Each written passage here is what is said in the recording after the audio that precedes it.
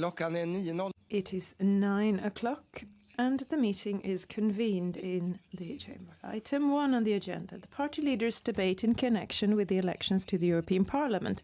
Before we begin the debate, I'd like to focus the House's attention that we have the chairman of the French Senate Committee of Finance, Vincent Eblé, present, accompanied by representatives from the country. Finance of the French Republic, His Excellency Mr. Vincent Eblé and his delegation, and wish them a warm welcome to the gallery and to the Swedish Parliament. I would also like to welcome other distinguished members from the diplomatic corps attending today's party leaders' debate. Most welcome to the Swedish Parliament. Debattregler. I den första omgången. Rules of procedure for the debate. The Prime Minister and the party leader for the Moderate Party are entitled to an address of no more than 7 minutes in the first round of the debate, and other party leaders no more than 5 minutes. The presentations will be given in the order of magnitude of the parties, and during the first round there will be no rejoinders. Then there's a second round where all debate participants may speak for a maximum of 2 minutes. Then there's a free round of rejoinders and in the order of the party sizes. A total of 1 minute per rejoinder according to the dueling method. The speeches are given from the main podium and the speaking points are then used for the rejoinders in front of the podium. Stefan Löfven from the Social Democratic Party. Prime Minister has the floor first.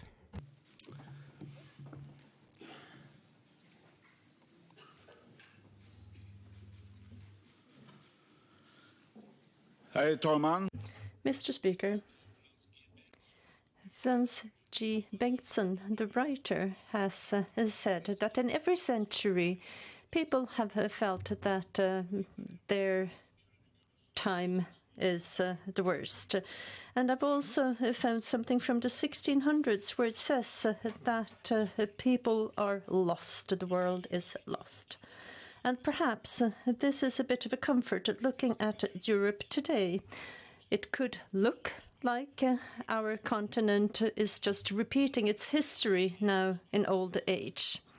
We have EU countries where we have parties calling themselves conservatives, socialists, but they interrupt the work against corruption and they gain power over courts and the legal system. They take control over state media and they silence critical media voices and the parts of social society they see as foreign agents. And these are not tiny little details. We have corruption, we have controls of courts, we have the silencing of media, and these are ghosts from the European past that we now see again. And at the same time we see right-wing parties mobilizing in the European Parliament. The Parliament is used not just as a platform for conspiracy theories and hate.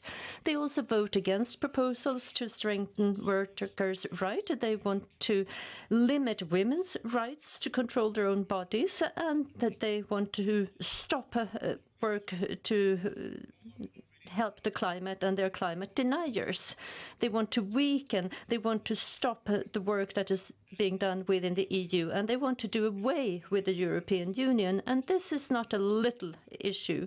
We see today that we have many of these, more than 100 of these politicians in the European Parliament, and they may become even more, and they have managed before to pull Europe into darkness, and we shall not give them that chance again. We can't.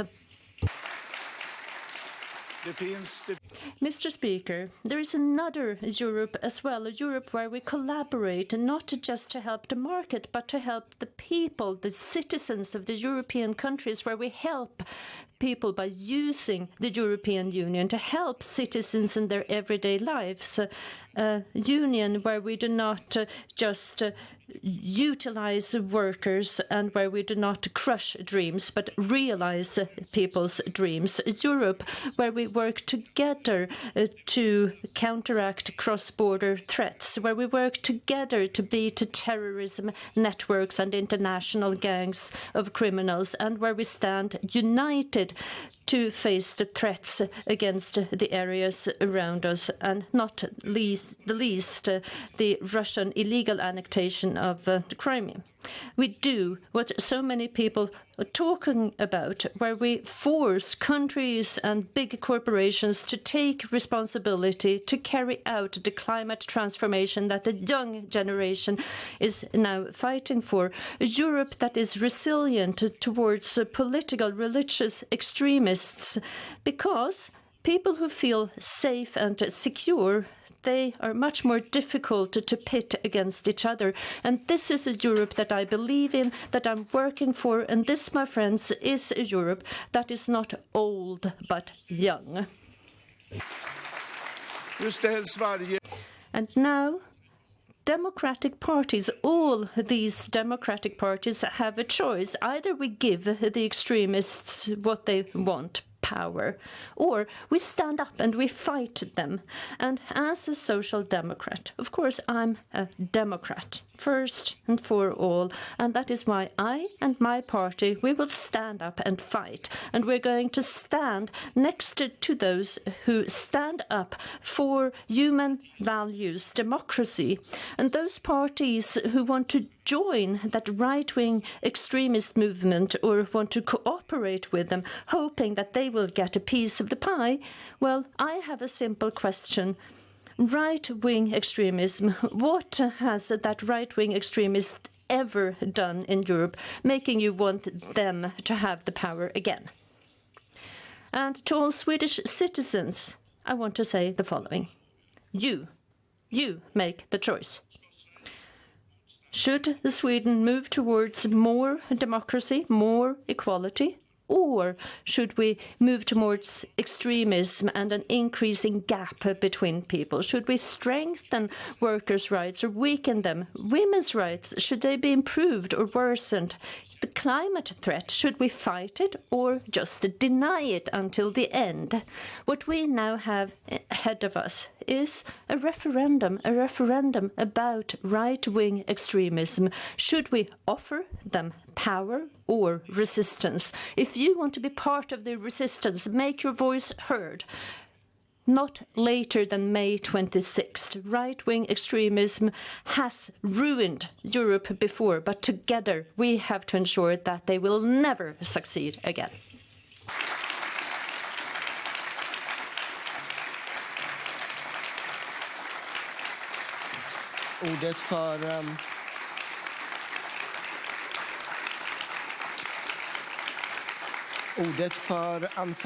I give the floor now for his address to Ulf Kristersson of the Moderate Party.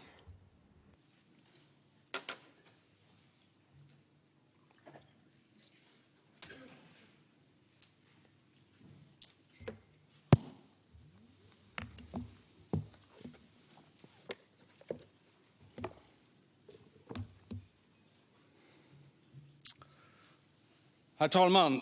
Mr. Speaker, on the 26th of May, Sweden will hold elections to the European Parliament for the 6th time, and quite a lot of things have happened since 1995. The no's and the maybes to the EU finally turned into a yes, and today Sweden is one of the countries where most people are in favour of EU membership, and it's noticeable in here as well. Those of us who have been around for a while, we remember how the no parties over and over again expressed in opinions in connection with elections that Sweden should leave the EU. We remember the Social Democrats having every other position on their voting lists with people who said yes and others who said no. Over and over again, we remember how the Centre Party used to say, well, maybe to the EU, and we remember the left and the Sweden Democrats who, up until this year, wanted Sweden to do a Brexit, and this is no longer so, and this is good because we were right and you were wrong.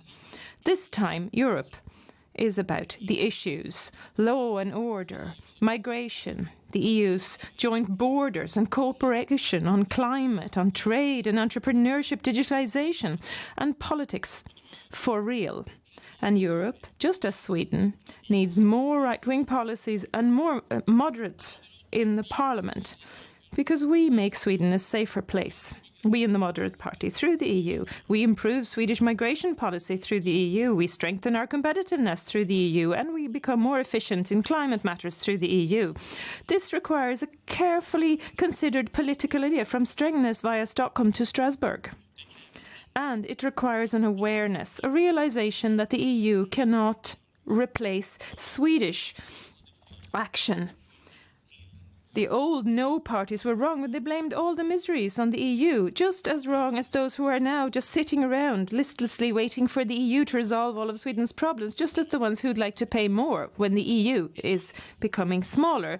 On Sunday, we debated the 306 shootings which took place last year and the sexual aggressions which are now afflicting 3 people more than only 5 years ago, and we debated exclusion and gang criminality, characterizing 61 particularly marginalized areas in Sweden. None of this can be resolved by the EU on behalf of us. We caused the problems, we need to resolve them. It is the slowness, the lack of interest and the wrong prioritization of the Swedish government which is the political issue at stake. But collaboration at European level matters because both Sweden and the EU can and must do the right thing. 9 out of 10 thefts of car components and boat engines are performed by foreign gangs today, and the same gangs commit half of all the home burglaries in this country. They're ravaging through our housing estates, our marinas, our tool sheds and our car parks. The gangs need to be stopped by us here in Sweden, and we, the Moderate Party, would like to see stricter sanctions and penalties and no reduction for several convictions.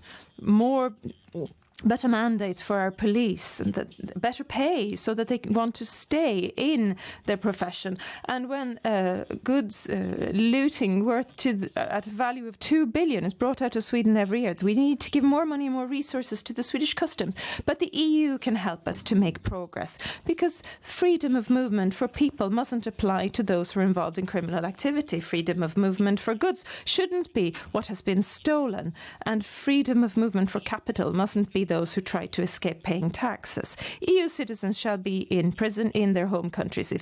People who commit crimes in Sweden must be expelled. And Europol must be given more resources and a special centre with an emphasis and focus on international gangs, just the way they work to combat international terrorism and serious organised crime. Similarly, we can make Sweden a safer, more secure place by having a better European migration policy, because it's only via the EU that we can secure our shared external borders. Strengthening the border authority Frontex should go without saying. It's self-evident, just as much as capturing and sentencing the people involved in trafficking of human beings. They're cynically risking other people's lives for money. And we want to do all of this in the Moderate Party because this requires solutions that we share. But this does not replace Sweden's own responsibility. The EU mustn't be an excuse for remaining passive at home. In the debate last Sunday, we received no clear answers from Stefan Löfven, the Prime Minister, if there will be a broad parliamentary inquiry into a sustainable Swedish migration policy. Rather, the government appears to just passively wait for what's happening in the EU. But that's not possible because the EU cannot resolve Sweden's refugee policies. We must do that ourselves, and time is running. Sweden cannot wait, neither for the EU nor for Stefan Löfven. Our climate also requires effective policies in Sweden and in Europe. The EU can contribute by strengthening and broadening the emissions trading system so that global emissions are reduced, and by doubling the research into nuclear power within the EU. But we also need to shoulder our share of the responsibility for the climate. Sweden controls its own nuclear power, and when there's an electricity shortage looming over Malmö and Stockholm, it's not the fault of the EU, it's the government, and the government must resolve it. And Swedish welfare doesn't need a European social pillar. Swedish parental insurance and abortion legislation are areas that we control ourselves. So focus now on shared problems. We can manage the moist snuff, the hunting and wolves by ourselves. Mr. Speaker, we moderates have said yes to Europe since 1961 because we believe that a European cooperation improves our continent. Back then, we secured peace through free trade. In our own day and age, European cooperation is about more matters that we have in common. Freedom still needs to be defended against Russian aggression, and the threats more and more often tend to be transnational. However, so are the solutions. We have always been in favour of Europe, but we never imagined that Europe will do the job for us. Thank you.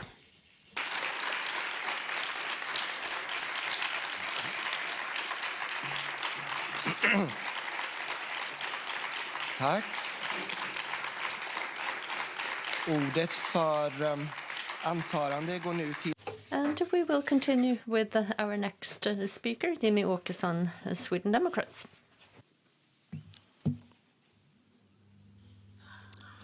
Herr talman.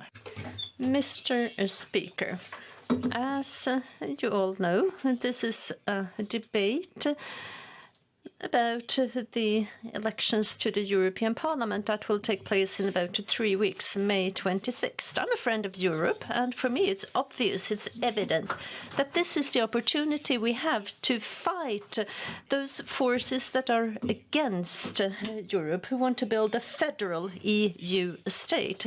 Those forces that are hostile towards Europe, that want to do away with diversity, that want to continue to centralize, to make Europe uniform, to take themselves that right to, in Brussels, do away with the democratic decisions that have been made in free democratic countries, where they sit in Brussels and decide on rules that are far removed from the citizens, that we know nothing about, that allow terrorists and Islamists to move freely across our continent. They censor the free word and they limit our freedom of speech. They create unsafe cities where we have soldiers again patrolling our streets. And they have these dreams about a federal Europe, an empire. Mr. Speaker, those federalists, they are the ones who are against Europe, who are hostile towards Europe, and they are the ones I'm against, and that is where I want to now sound the alarm. We need to fight them. It's obvious for me as a friend of Europe that we work together to deal with the challenges that we face, and it's obvious that the countries cannot alone fight organized international crime. It's also obvious that a single country cannot solve the climate problems, because climate problems, of course, are global. And it is evident, it's obvious to me, that we need to continue to facilitate trade between the European countries. And all of this is obvious. And of course, this is what we should do within the framework of a European collaboration. But it's also obvious, Mr. Speaker, that in Sweden we should have the right to control our own borders, to control who and what gets into our country. And we shouldn't have to ask the people in Brussels for permission. It's also obvious that we in Sweden should have the right to decide on our labour market, how it's organized, wage setting, conditions, and also decide on what model we want for our Swedish labour market, and the other countries should not interfere. We should also have a right to build our own welfare system with parental leave and social rights, and Brussels should not interfere. In Europe, we should work together when that is necessary, but we should also be allowed to decide in our respective countries, to make our own decision. And that goes for each and every country in Europe. Mr. Speaker, I feel that this is where we have the line, where we have the conflict. It's not about collaborating or not collaborating. It's about saying yes or no to Europe. That's not what it's about. It's about how to collaborate and what kind of Europe we want to have. As a friend of Sweden and Europe, I can never accept a system where bureaucrats and politicians of other countries make decisions. Politicians that we cannot vote for, that we cannot dispose of, but they are to control Swedish legislation, make our laws and decide on our future. Well, if that is the situation, we're not talking about collaboration. We're talking about something completely different. Mr. Speaker, I love Europe. Europe is amazing, but I do not love the European Union. I have understood, though, that the European Union is a political project and it can be changed using political means. We need to move away from the left-wing dominance, and long-term we need to start to bring power and decision-making power back to the different countries. We are to continue to facilitate trade, and we are to continue to work together to solve the problems that we share, but we also have to respect our differences, and we have to respect the diversity that we have in Europe. Thank you, Mr. Speaker. Tack. Thank you. Next, Annie Lööf from the Centre Party, please.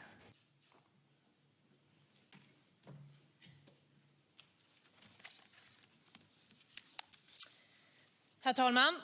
Mr. Speaker, the European Parliament election is the most important one since Sweden became a member of the European Union.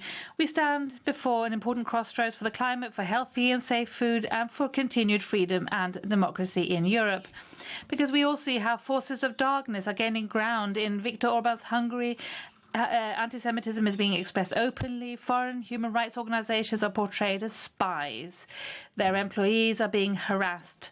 Their offices are subjected to night raids. This is how you scare away humanity.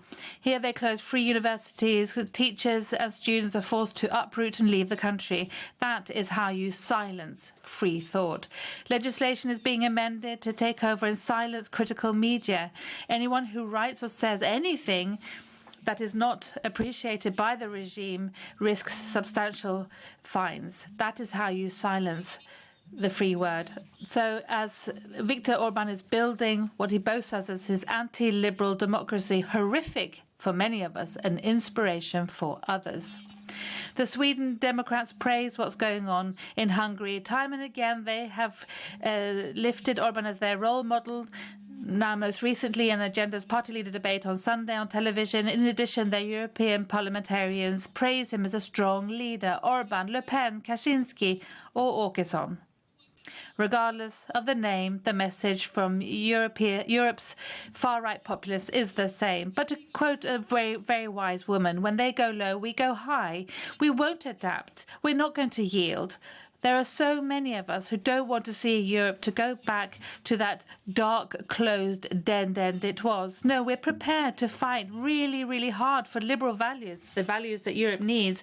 When Social Democrats, their top names, borrow messages from irresponsible Brexit populists and they talk about taking back control, then we can show how we together with joint forces we can take control over emissions, how we can get a healthier and safer food.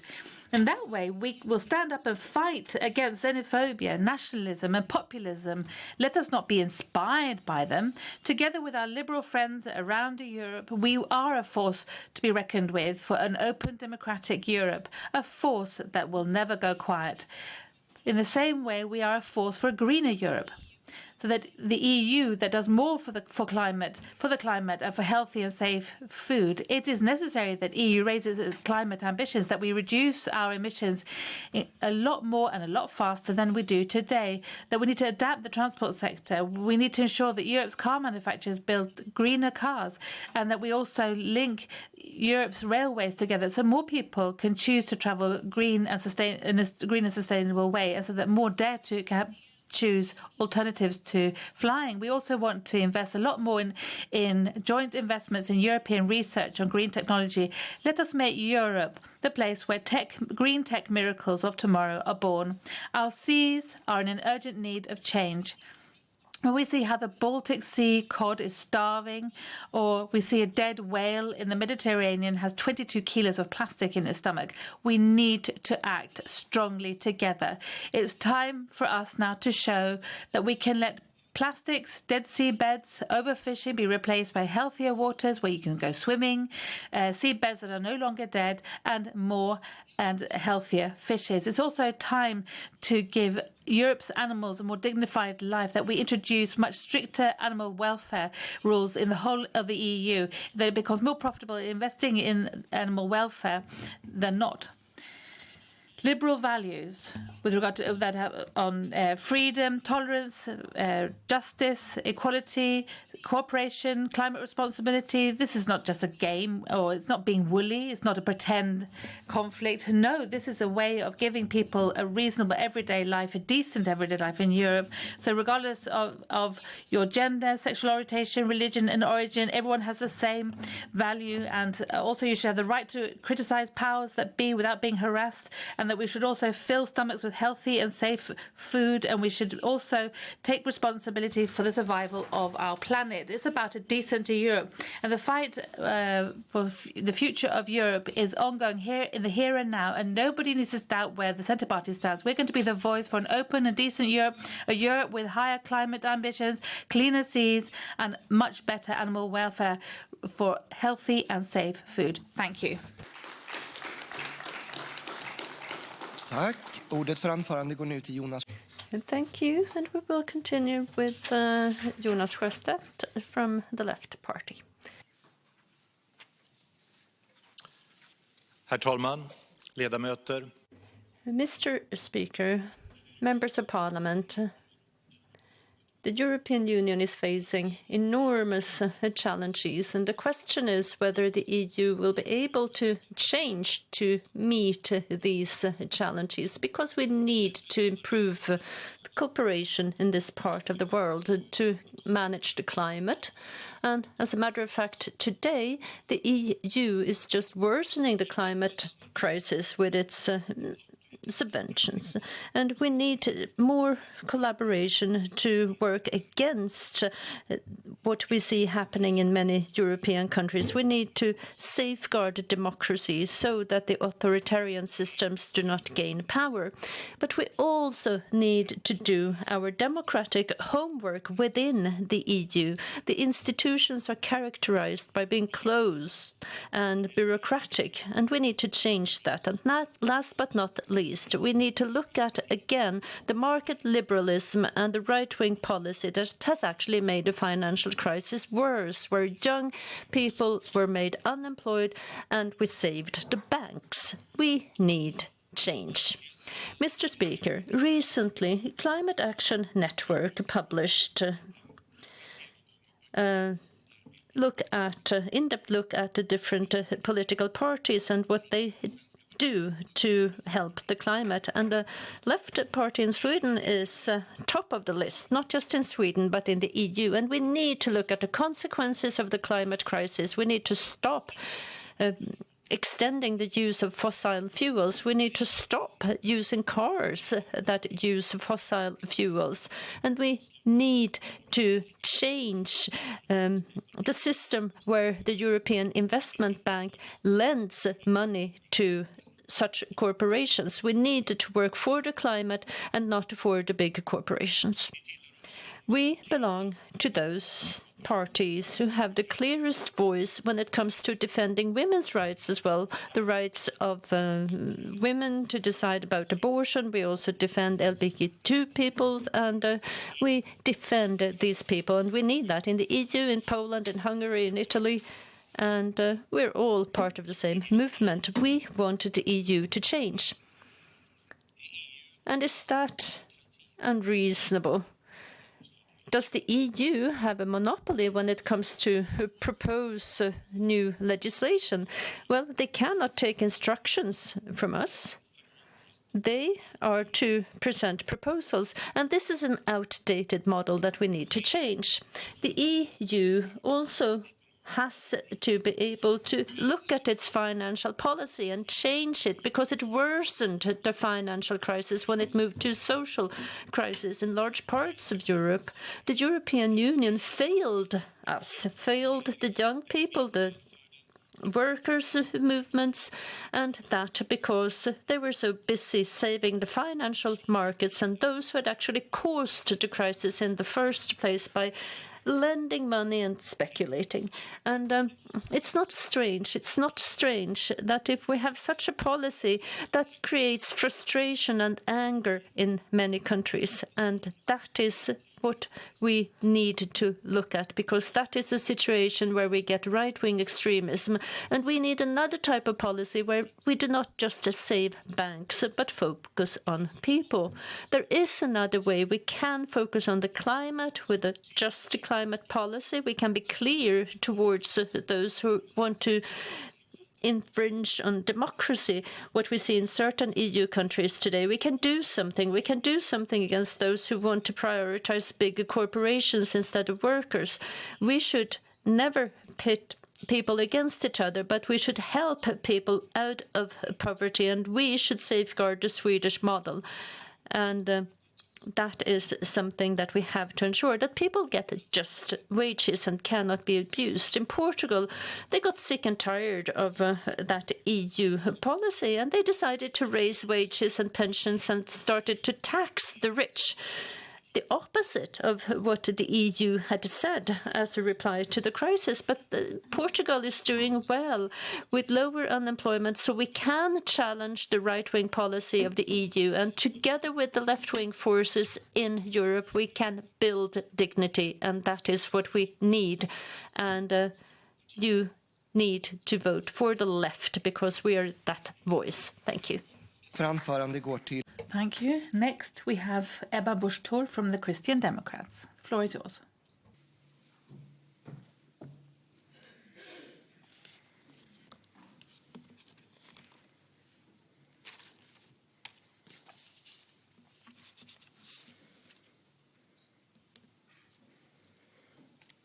Herr talman. Mr. Speaker, the EU was, to start with, the Christian Democrat creation. The three most important fathers, Konrad Adenauer, Germany, Alcide de Gasperi from Italy, and Robert Schuman from France. They were, in fact, all Christian Democrats. And after the Second World War, their countries were traumatized and in ruins, but they weren't paralyzed. And they were led by people who felt their history but also believed in their future, who emphasized the value of human beings and humanity, in contrast to communism and Nazism that had damaged Europe. So these leaders and the Christian democratic ethics that led them, this was the founding pillars of when the old enemies, they were able to step up out of the ruins and say, never again a world war, never more death camps, no more totalitarian thoughts about countries and states that are going to be built on mass graves and conflicts. We Christian Democrats are friends of Europe. We believe in the EU, we know our history, and we believe in our future. That gives us a good perspective, the one that is required when we're going to build further on the European project. And we understand the problems that we face on our continent. We see the increased polarization between those who are against the EU and those who want to create a European superstate.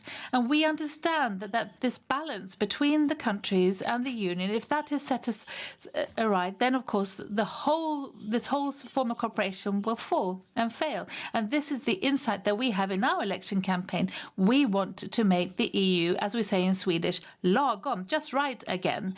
This is a family of countries, the EU, and in a well-functioning family we all live together, but at the same time we're allowed to be unique. This is what a lagom EU is all about. It's about working together about difficult problems, but we allow each country to remain unique.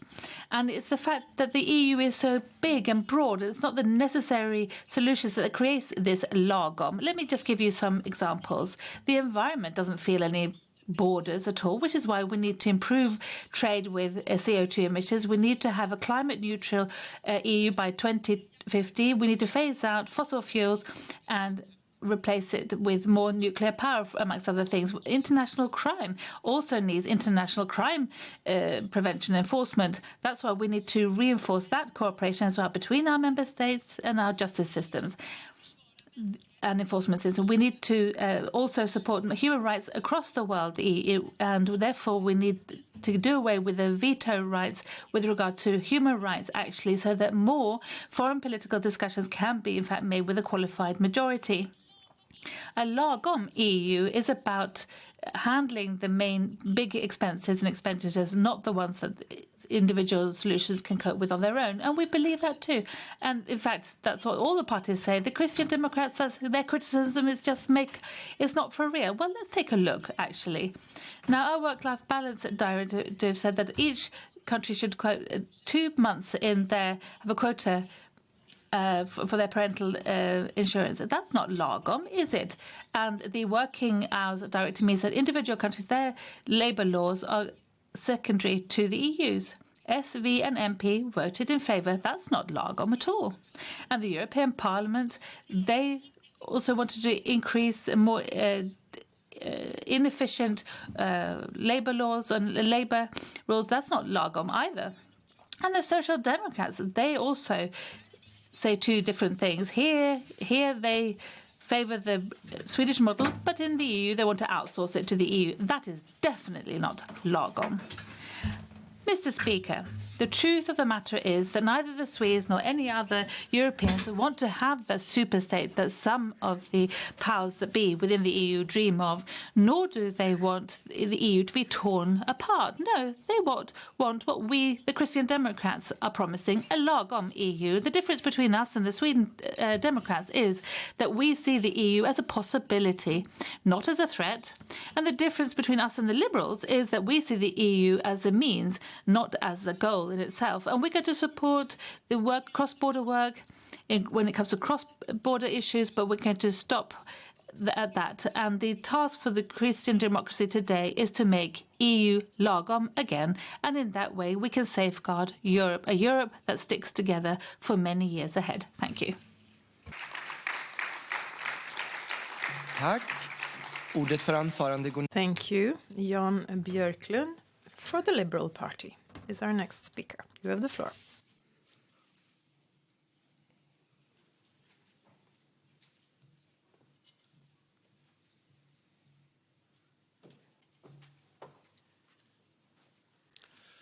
Talman. Mr. Speaker, V-Day, the day of peace. It is today. It was the 8th of May, 1945, that the Second World War ended. From war cemeteries, a dream grew of a brighter future.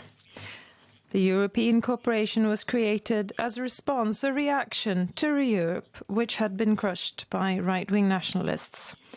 So what, over the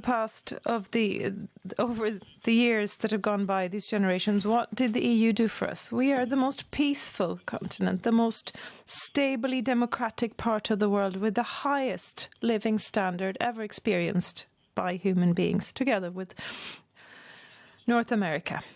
This didn't happen by accident. This is due to the fact that we decided in Europe not to have right-wing nationalism, to rather start working together after the Second World War, choosing not to go with socialism in Western and also subsequently in Eastern Europe, chose market democracy and freedom, a Europe where we can travel freely, work freely, study where we choose to, and trade freely without any constructed obstacles between countries.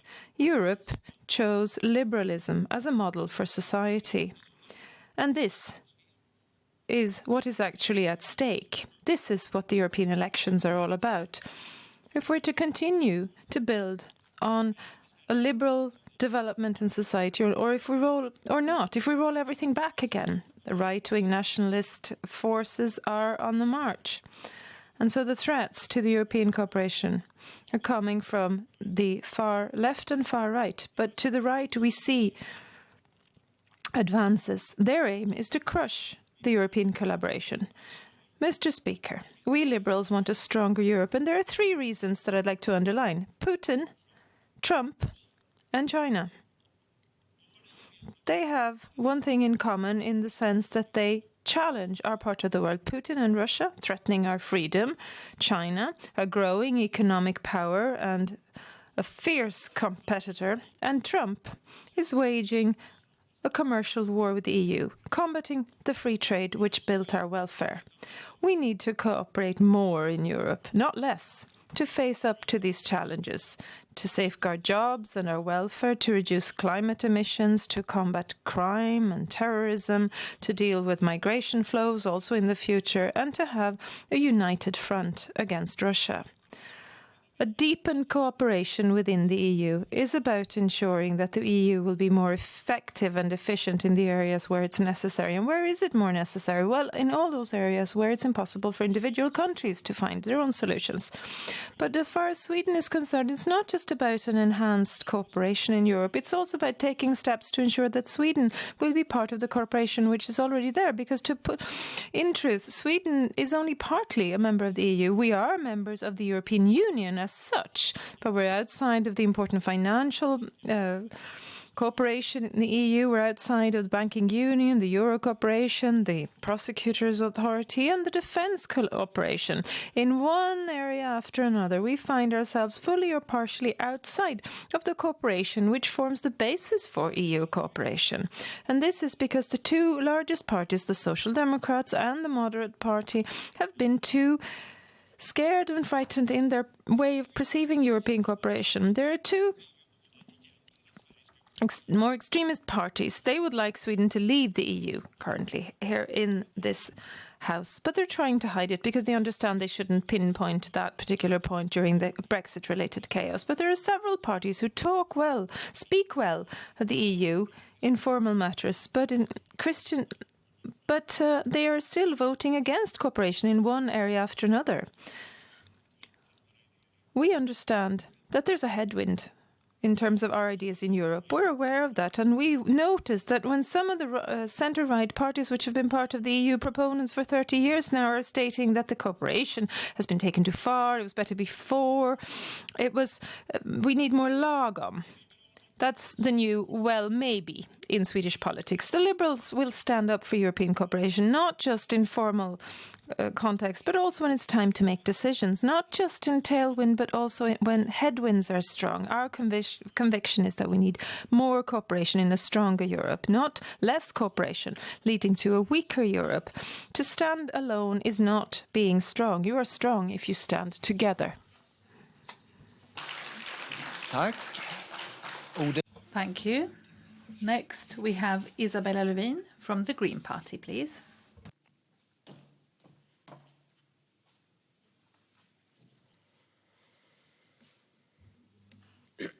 Herr talman. Mr. Speaker, the European elections on the 26th of May is not just any old election. This is our chance to give an answer to all those children who are striking on our streets because adults haven't done their homework when it comes to the climate crisis. We can make the world greater again, they say,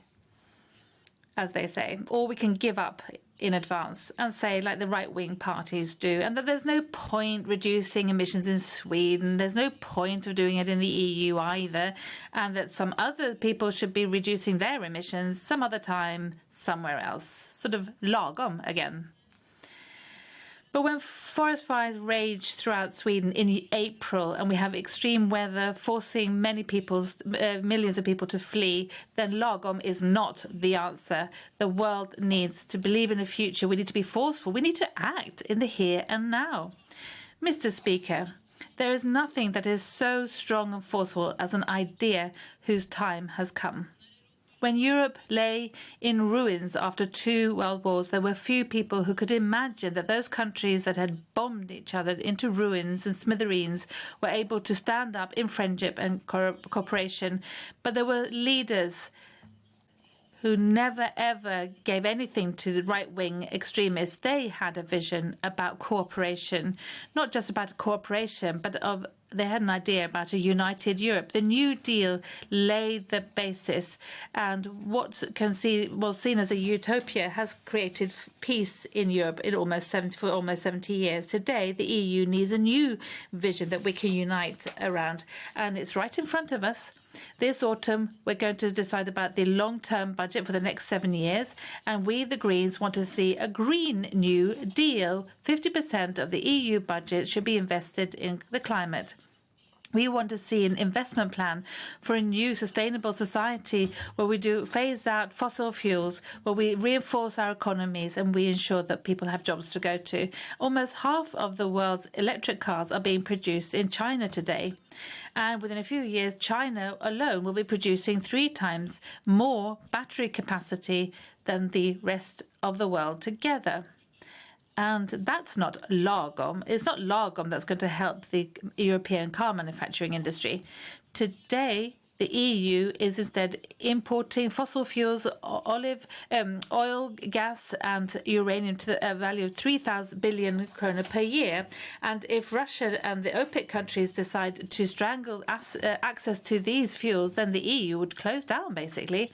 In the green transition, we instead strangle the money that goes out from the EU to the fossil fuel companies, and instead we can invest in smart solutions, green solutions, so we can all be part of this green energy production with solar panels on our roofs and wind power, so that Europe becomes self-sufficient when it comes to energy, and so that the EU can stop looking away when the oil-producing countries violate human rights, and we can stop feeding the oil sheikhs and all the oligarchs and their interests.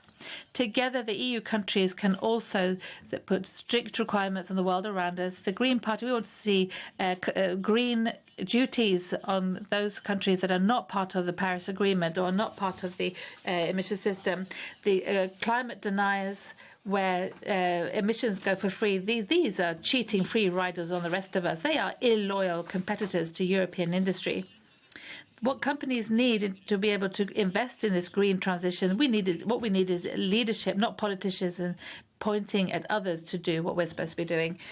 Mr. Speaker, we are the ones who are going to choose the path today. On the other side of the Atlantic, in many areas in Europe, we can see the effects of fear and polarization and those types of policies.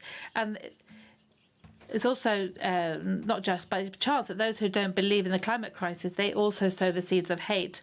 The Green Party, we've chosen a different route to take. We go for the climate, not hate. We choose hope, solidarity and a belief in our future, not giving up and mistrust. We know that if we have a vision, that we can change the world. Fundamentally, it's happened before and it will happen again. Choose hope instead of hate on the 26th of May. Vote for the Green Party. Thank you. Tack. Därmed var den första debatten. Thank you. That concludes the first round of the debate. And now the Prime Minister, Stefan Löfven for the Social Democrats, has the floor first for the second round.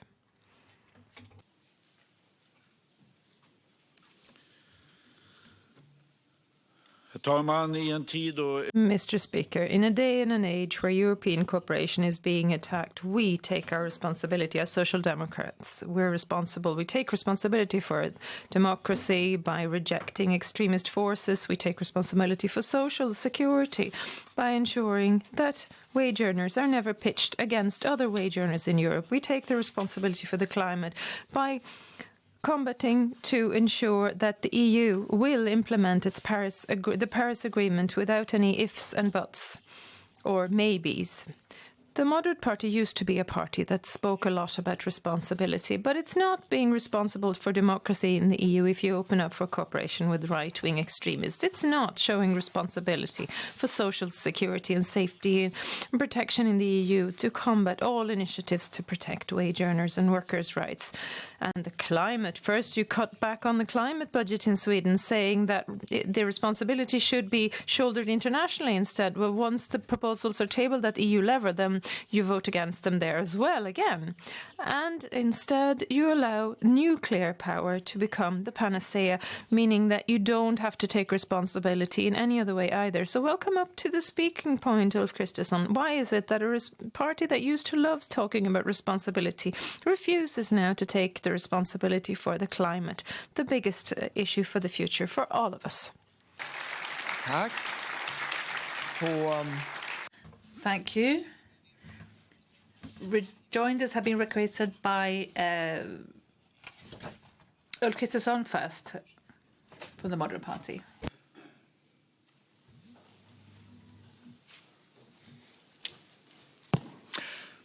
Herr talman! Mr. Speaker, Stefan Löfven wants to fight extremism in Europe. That's good, but he should start off doing that here in Sweden. Yesterday, Kvällsposten, the newspaper, talked about a 19-year-old Jewish woman who doesn't dare go out in Malmö, or at least not as a Jew. And this is because they are threatened and harassed in Malmö, not least.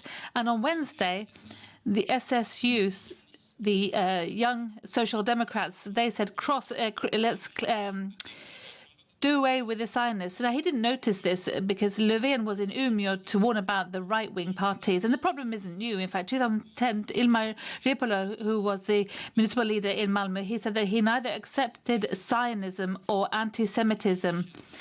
That is something that he hardly understood what he was saying himself. Stefan Löfven, when are you going to deal with extremism in your own party?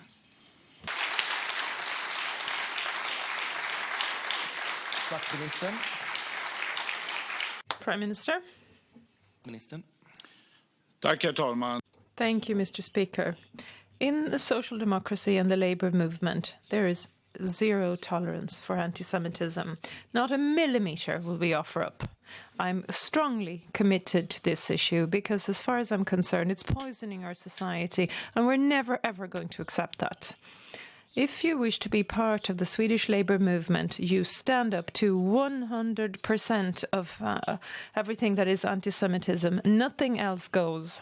But you also need to be very careful with choosing your partners to collaborate in Europe. We have a debate on the EU elections today, Mr. Kristersson, and it's just not sufficient to say that this is important, but we're still prepared to work with forces across Europe that are looking to damage and destroy democracy, who refuse to stand up for every individual's equal worth. I stand up for all of this in Sweden. Do you? In Europe? Ulf Kristersson?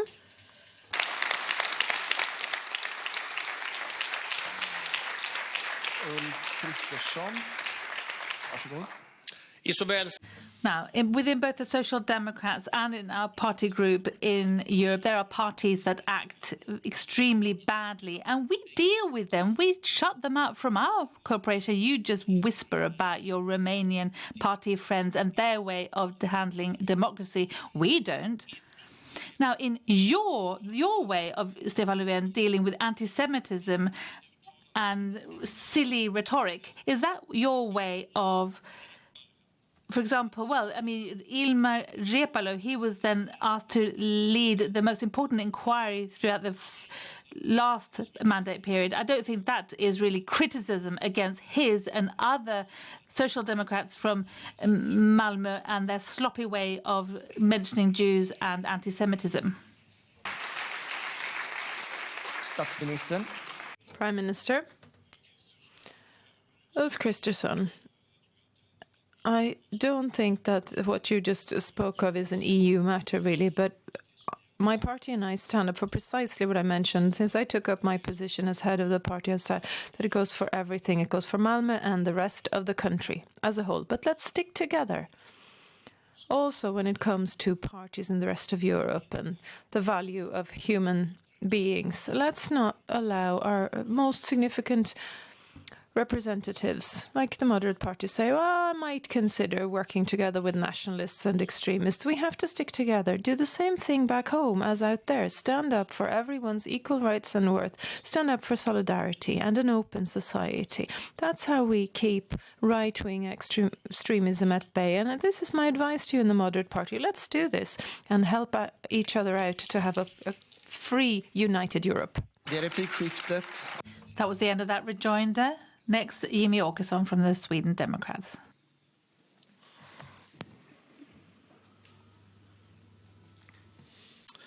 Herr talman. Mr. Speaker, well, let's continue on the same tag. It's obvious, really, isn't it, that the Prime Minister, Social Democrats leader, and he finds it difficult to respond here, actually. Extremism within the Social Democratic Party isn't anything new. For example, they kowtow to the Nazis. And for decades, they've also kowtowed for the communists. They still do. And they kowtow for the Islamists as well. They have cooperated with all types of mass murders from around the world. And then we have the SSU thing that happened on Wednesday, where the leader of the Young Social Democrats then shouted out anti-Semitic slogans. Now, what measures have you, Stefan Löfven, taken to combat this type of behaviour? Statsministern.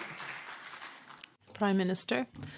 Thank you, Mr. Speaker. I need to hang on tight here. When the party leader for the Sweden Democrats, which came out of the white power movement directly, with a history like no other parties in this parliament, or any parliament, with representatives who in fact question whether Jews can be Swedish citizens and whether Sami members can also be of the Sami population can also be Swedish citizens. You have disqualified yourself from any discussion of this nature. But if you were to show a sense of seriousness, and your party were ready to do that, when you stand up for the equal value of all human beings, let us know. But you don't. You don't stand up for solidarity and for an open society. You rather praise right-wing extremists across Europe, and you want to join forces with them to have the same policies. Well, we want to be wary of that.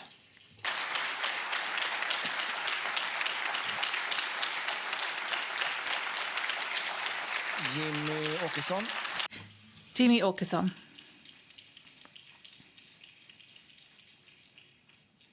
Jimmy Åkesson, please. Mr. Speaker, well, that was not least a rather non-answer to my very simple question. I asked you, Stefan Löfven, what measures have you taken due to the fact that the leader of the Young Social Democrats, where you are the party leader of the main party, what measures have you, Stefan Löfven, taken bearing in mind their anti-Jewish behaviour? That's all I asked for. And then all the rest of it, well, once again, well, we know. I don't know. He said this so many times before. We've heard it so many times before. And it's just very boring and tiring to listen to. It's not relevant here at all. It's not the least relevant, because I'm asking a question to the Prime Minister. I'm putting the answer to the leader of the Social Democrats. What are you going to do to combat this type of behaviour within your own party, anti-Jewish, which we know we've got proof of? Please, Stefan Löfven, please answer that question. Will you in any way take any measures against the leader of the Young Social Democrats? Is someone going to be shut out of the party? Are you going to take any measures at all? Statsministern. Prime Minister. För precis samma sak som jag. Vet vad SSU står för? Det är SSU som hanterar sina egna medlemmar. Jag ger uttryck för vad som gäller i det socialdemokratiska partiet. Och behövs det någonting framöver, då ska vi se vad som behöver göras ytterligare. Men det är ingen tvekan om vad vårt parti står. Har alltid stått emot nazismen, emot extremismen, i vilken form den är. Därför att det är inte demokrati vi pratar om. Men vi måste göra det här hemma och vi måste göra det där ute i Europa.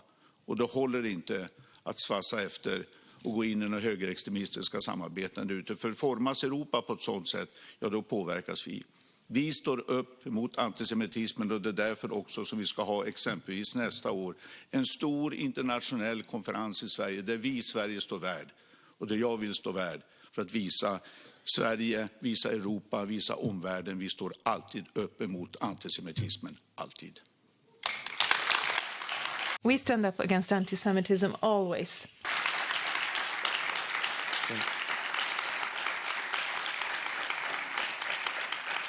Ordet för replik går till...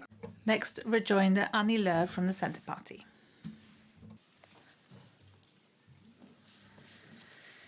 Herr talman.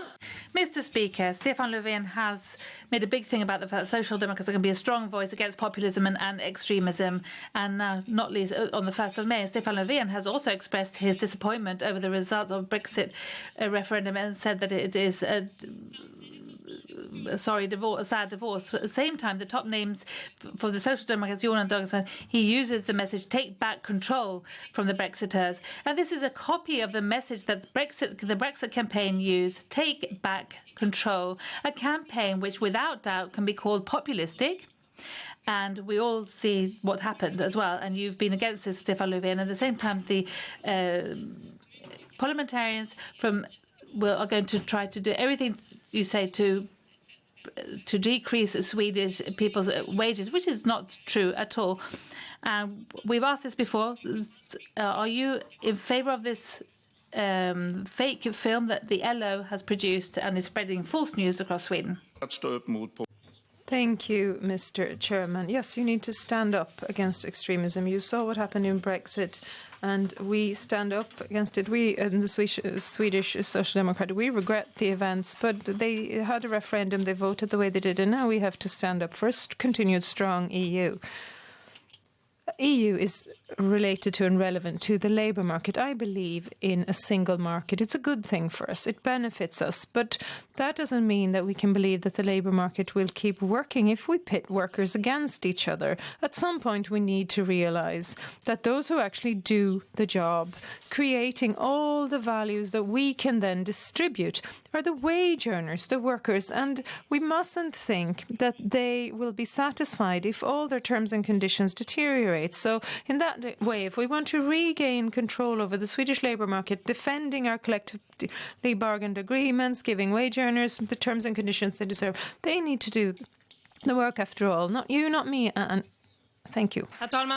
Mr. Speaker, but this is not about the actual policy itself. No, this is about Stefan Löfven and your possibility of being credible, actually, in fighting populism and extremism. When the LO and their top name for the election are just, in fact, using the same slogan that Brexit has used, take back control.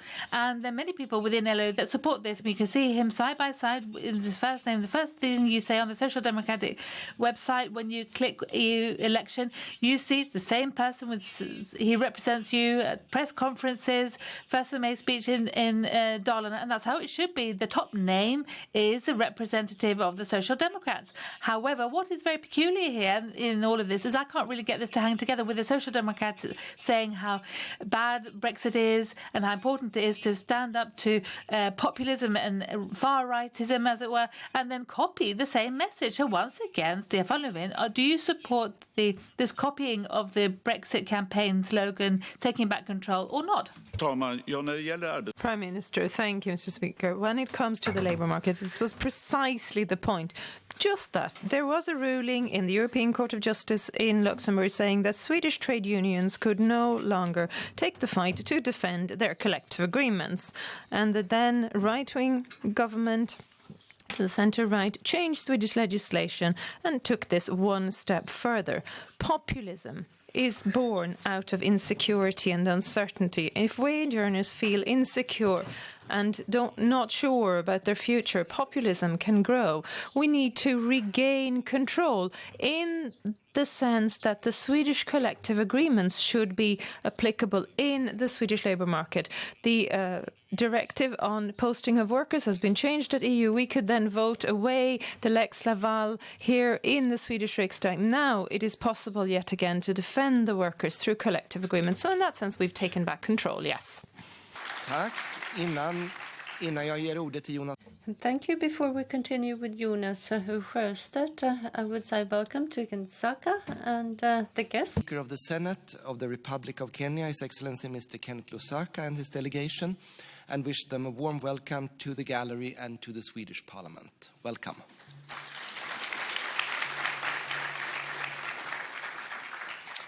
Ordet för replik går nu till Jonas Sjöstedt, Vänsterpartiet. And we will continue with Jonas Sjöstedt from the left. Well, thank you. I listened to the Prime Minister. It was very interesting, and I actually agreed with most things, not least when it comes to wage earners' rights. But then I started to think about what you actually do at home.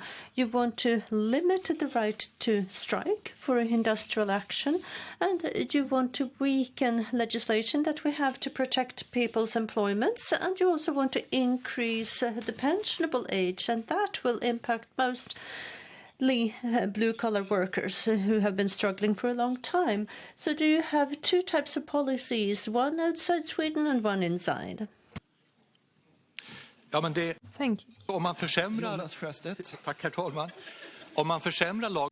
Well, if you reduce employment protection, if you reduce safety and security for workers, and well, you do the opposite compared to what you said before elections, because then you wanted to carry out lots of different action, and there was no talk about reducing employers' employment rights, for example, to keep employment. But now you do the opposite. So I need to say that we do not have a best before date. We will stand up for workers' rights before and after elections in Sweden as well as in the EU. Mr. Speaker, you were debating the EU, and here the head of the Left Party is entering into a discussion which has just started. And Jonas Sjöstedt appears to know exactly where we're going to end up, even though the inquiry work hasn't even begun. Jonas Sjöstedt, of course, would like to leave the European Union. He represents a party with that stance. You want to leave the EU. And due to the fact that we've done what we have within the EU, standing up to the Posting of Workers Directive, amending the Swedish legislation, Lex Laval, here in Sweden, we now have my government, which has ensured that Swedish workers and Swedish trade unions can fully defend their terms and conditions. That's important. This is what we need to do. And so I invite Jonas Sjöstedt, instead of gazing into the crystal ball and coming out with your own predictions of what's going to happen in the end, make the proposals, present them, and we will defend wage earners' conditions. That concluded that set of rejoinders, and we're going to continue with the Christian Democrats, Ebba Busch Thor.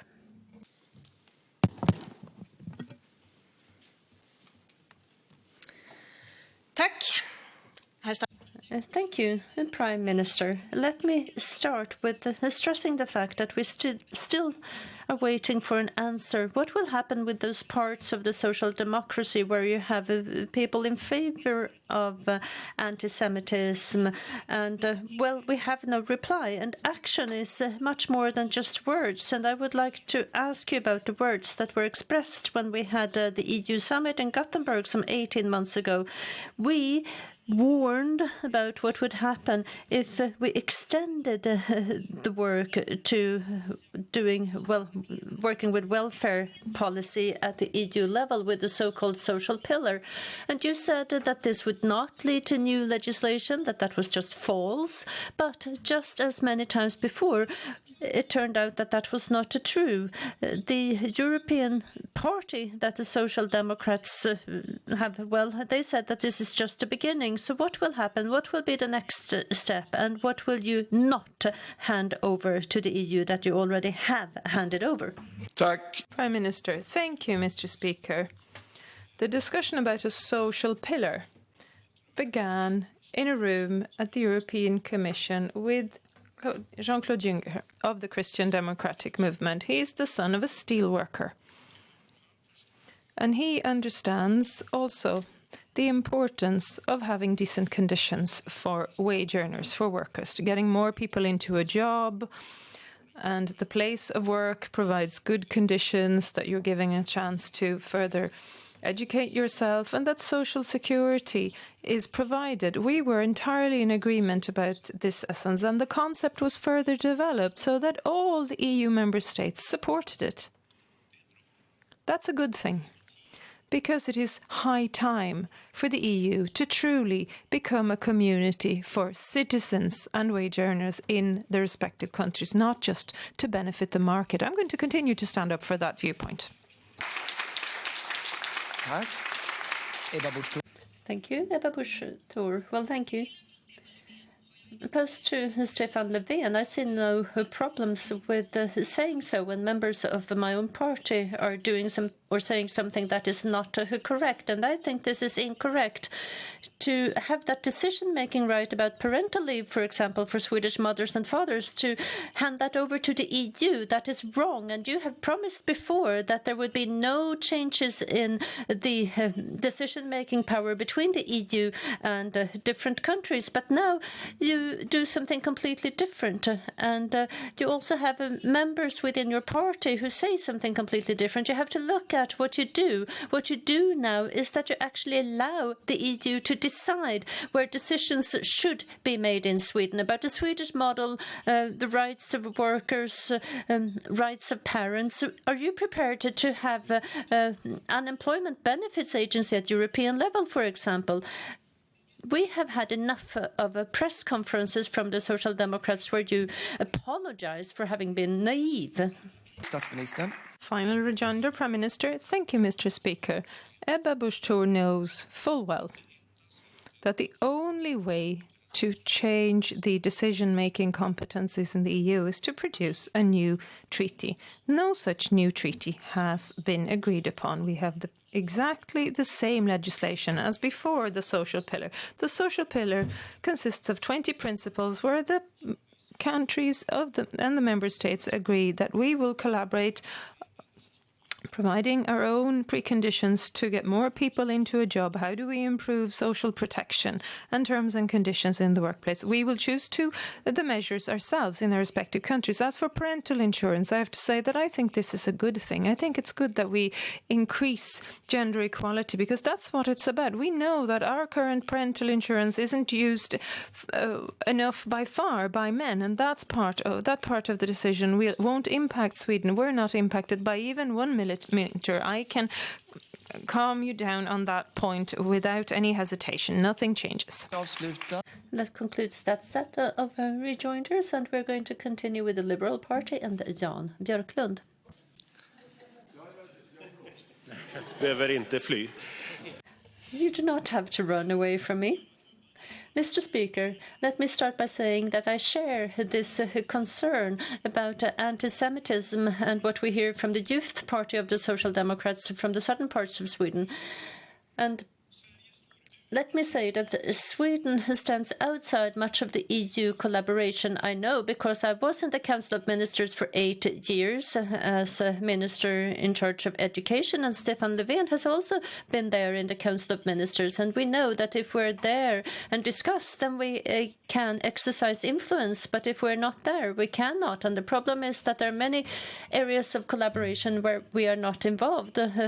Euro collaboration, financial collaboration, for example, where we have other countries who are involved and more countries who want to be. But if you are not involved, you cannot exercise your influence. Same thing when it comes to the bank union, the fiscal compact, defense. Isn't it time to us to move away from the gallery and get involved? We need to get into the pitch and start to play. Thank you, Mr. Speaker. Well, of course, Sweden does have an influence, a say in the EU. He knows this too from his years in the Council of Ministers. We do have an influence. We're an active member, and we have been active during centre-right and social democratic governments alike. So we're already there. That's clear. And it's just not correct when it comes to the defence cooperation. We are involved. We're part of PESCO. We're involved in leading some of it, one of the projects, together with France. So that's erroneous.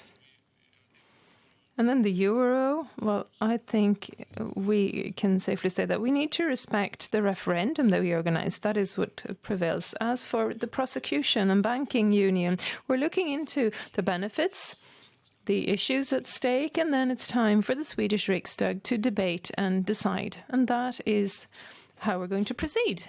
Jan Björklund, well, Mr. Speaker, I do understand, but I'm asking about what the Social Democrats feel and think. That was my question. And the problem is that we get less and less influence. Stefan Löfven, when you were involved in the workers' movement, we had press conferences where we talked about the risk with reducing our influence by not participating. And that is where we are today. And now Stefan Löfven has to leave the room when they are to discuss financial policies in the EU.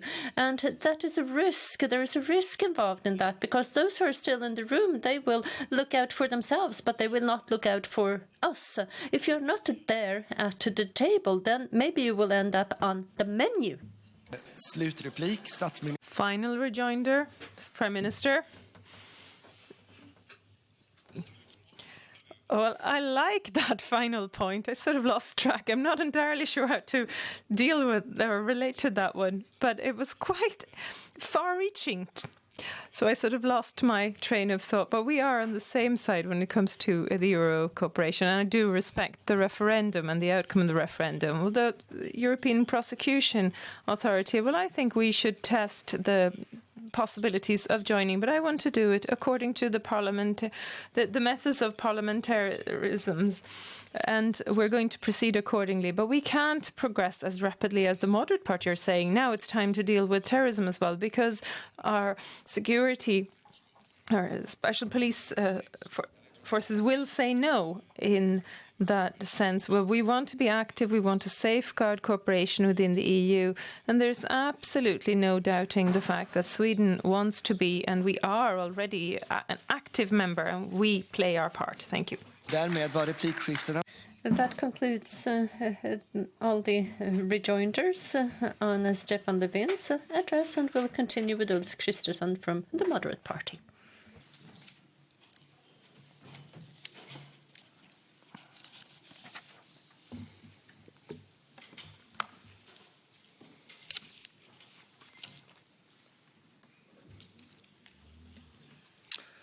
Herr talman!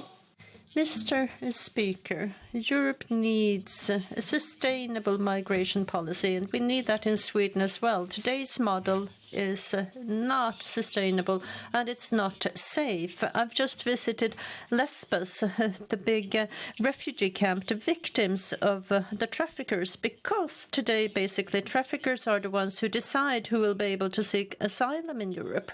And we need to take our responsibility. We already have. We can't continue this way, quite simply.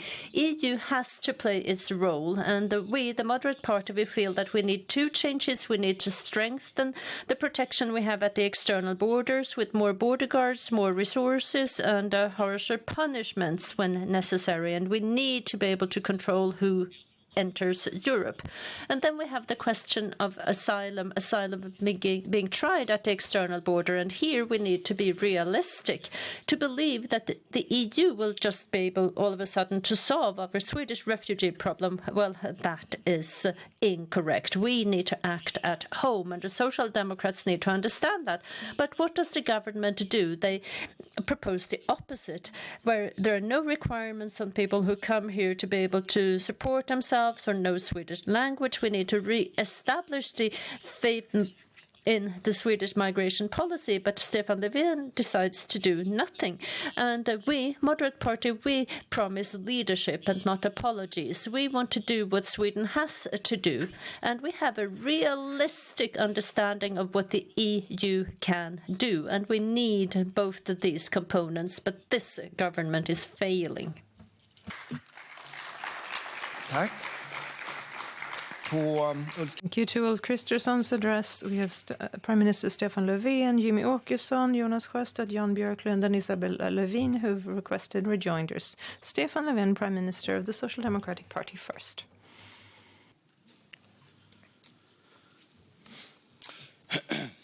Tack, herr talman. Thank you, Mr. Speaker. Now, we've heard several times how the Moderate Party leader disregards the EU regulations and rules on migration. It's unfortunate. We need a shared set of rules for migration. It's the best thing for Sweden, but the head of the Moderate Party chooses to disregard that, doing away with trade and commercial obstacles, and the single market is a good thing, but the government would like to do more. We've been pushing to get provisions to have. We have 20 important principles when it comes to the labour market in terms of conditions. We've done away with Lex Laval at home.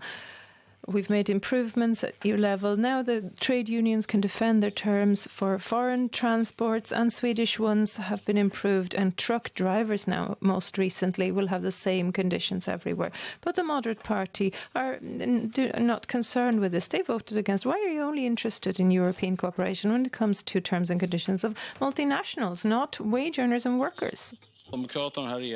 Well, Mr. Speaker, I think that the Social Democrats, the government, is making two mistakes. Firstly, they do not focus on what we share, the big issues. They have to do with the cross-border problems, climate, organized crime, and terrorism. Here we have the big problems that no single country can solve here and now, and we need to focus on those big issues. And secondly, what you do is that you're playing with fire. You're devoting your time to the social pillar, and you have dual accounting. You say that it's very important, and at the same time you say that it has no importance whatsoever, and you cannot do that. You cannot say that the social pillar is so important for equality in Europe, and at the same time say that it has no impact whatsoever in Sweden. So you're committing a big mistake. The big mistake is that in practice you're handing over decision-making power to the EU in those areas that should be dealt with in the different countries because they're better at it. Prime Minister. First of all, Mr. Speaker, this is not correct. It's not a new decision-making mandate, and Ulf Kristersson knows this as well. But it's really interesting to listen what you're talking about. It's only the real problems, the big problems that count. We still have construction workers who are treated as the slaves of our times, even as described by the police. They build our houses. They have terrible conditions. They sleep on concrete floors. We've truck drivers who never get a chance to rest and recover. They're in a danger to everyone travelling on Swedish roads. All the proposals we tabled, you vote against. You voted against the directive on the posting of workers, no to the social pillar, no to better working conditions. And the truth of the matter is that you've objected to virtually all proposals when it comes to ordinary people here and in Europe. These are important, big issues for me. They need to be resolved by us all working together. That is the policies of the Social Democrats. Ulf Kristersson. Ulf Kristersson, well, there are big problems in Sweden with children who are faring poorly, with schools who are not working. Children do not learn anything. Honor violence impacting children, exclusion, marginalization in the suburbs where people can never get into the labour market. Big problems, and the EU cannot do anything. We have to solve those problems ourselves. To hope that someone else will do that, that is just to escape from reality. There are other bigger issues that we cannot solve ourselves because they're cross-border. Thefts, for example. 50% of all home evasions are done by international gangs, and we cannot solve that alone. And climate problems, obviously, we cannot solve alone in Sweden. The EU should do what we need the European Union for, and then we have to take responsibility where we have to. That was the end of that round of rejoinders. Next, we have Jimmy Åkesson from the Sweden Democrats. Please, the floor is yours.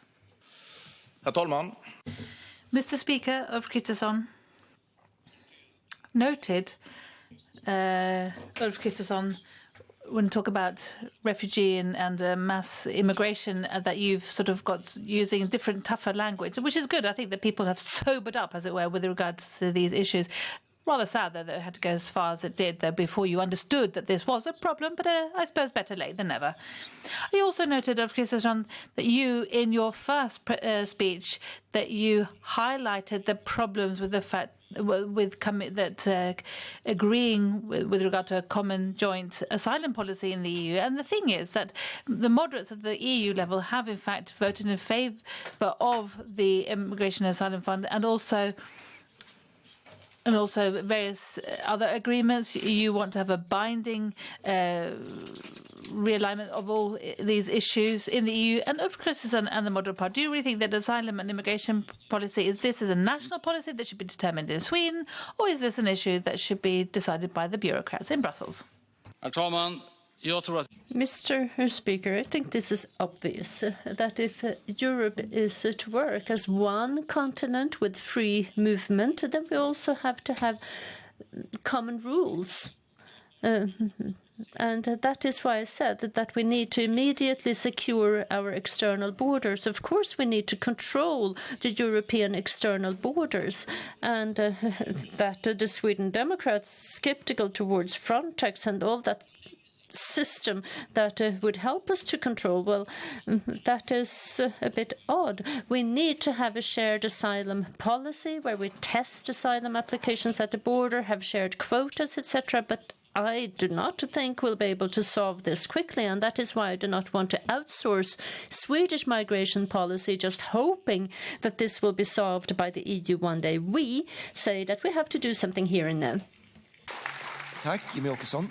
Thank you, Jimmy Åkesson. Yes, thank you. Well, I welcome that we're supposed to be doing something here in the here and now, but then I don't quite understand why we have to wait for Stefan Löfven and the Social Democrats, whether they're going to decide whether they want to do something in the here and now, or whether perhaps those of us who want to do something in the here and now perhaps should do so nonetheless.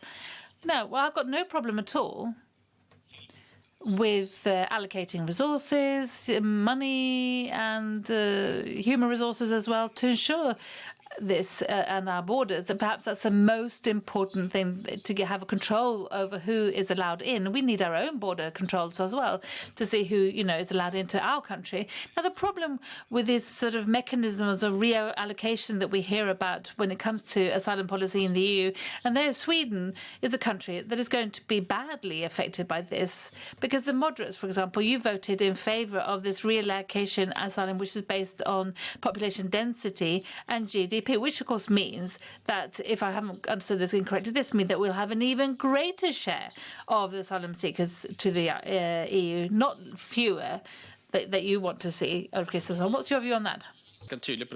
Mr. Speaker, I'm trying to be clear. I think that we have really done our part of what needs to be done. We've taken our part of the responsibility. To extend that now, that's unthinkable, and that I have already said.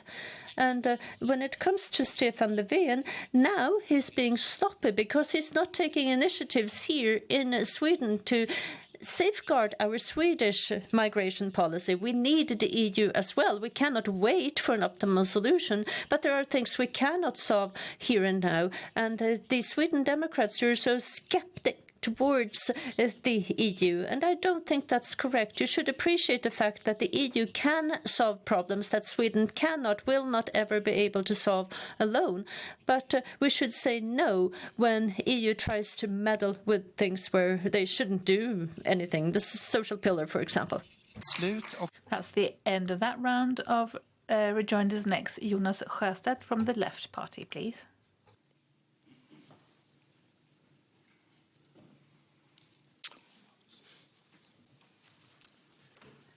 Tack, herr talman.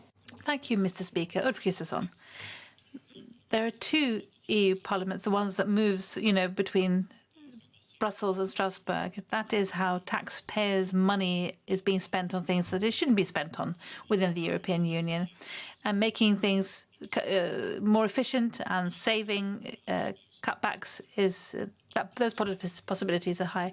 Now, on paper, you say you don't want the Swedish fee, as it were, to the EU to increase, but I think that soon we'll be receiving the bill for that, and we have a responsibility to be very careful with taxpayers' money. And so my question to Ulf Kristersson is, are you prepared, together with the Left Party, to put forward a proposal to the EU committee which really forces the government not to increase our fee to the fee that we pay to the EU? Thank you.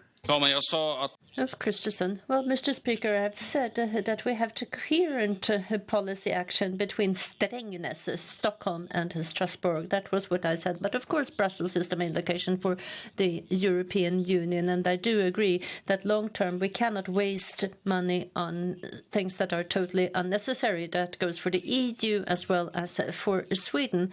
And I've been crystal clear all the time. We do not want to see a situation where we have to pay more to the EU, particularly not considering that we want the EU to become smaller. We need to look at redistributions. We need to spend more on climate, for example, digitalization of markets, and we should spend less on other areas in the EU. We have been very clear. The negotiations that are now underway will have to end with a situation, well, if the UK leaves, Sweden should not pay more. We have been crystal clear all the time. Thank you, Mrs. Speaker, and thank you, Ulf Kristersson, for your response. And content-wise, well, I think it was a good answer. You have the same stance, and that is that the fee should not increase. However, we have to actually carry that through, and not that in 6 months there's, let's say, okay, then let's let now 5-10 more billion go every year, and then of course that all adds up. Which is why it's important to say that today we need to put forward a concrete proposal to the EU board, committee, because we have a minority government, and we could be able to put a good, strong proposal, not 1 krona more. And for in membership fee, that's our mandate, and that's what we can negotiate based on. And there should be, if you're going to be credible in what you say, then you need to say here and now that I am prepared to do this, because, and then it will actually be that, not just say that in this party leader debate. Herr talman, Ulf Kristersson. Well, Mr. Speaker, I do think that we should maximize our influence within the EU. And then, of course, we have to participate in the discussions, and we have to be clear with what we said. We should rather have a reduction instead of an increase in what we pay. And the same thing goes for the EU budget. That's obvious. But Sweden has to participate in those discussions that we have with other countries that want the same thing. And we have to stand united against those countries who, I'm simplifying, but those who just want to take on new tasks instead of dealing with the old ones. We have to ensure that our vote counts. Thank you. That's the end of that round of regenders. Next, Jan Björklund from the Liberal Party. Talman. Mr. Speaker, I note a new attitude from the moderate parties and the leader compared to when Carl Bildt was the leader, and it's more sceptical when it comes to the EU, and every party leader has to decide themselves. But I have noted that in your manifesto you don't really mention the EU cooperation, which is the most important form of cooperation that we have. But now, crime was something that you mentioned, Ulf Kristersson, something that's growing, and I do share the way that you described the problem, share your view there, the way you described it well. But now, good proposals, they're put forward by the right-wing group. Manfred Weber, for example, your candidate for the presidency, is putting forward this proposal to phase out Europol and build up a new sort of the FBI of Europe to really deal with international crime. And we, the Liberals, we said yes to that. The Liberal group have agreed to this. We've said yes to this. Yes for many years, and now you voted no. Ulf Kristersson. Well, Mr. Speaker, let me start with the skepticism. I think that you're stuck in an old discussion. If you're pro-European collaboration, well, then you say yes to anything and everything, including 15 more billion from the EU, from Sweden to the EU.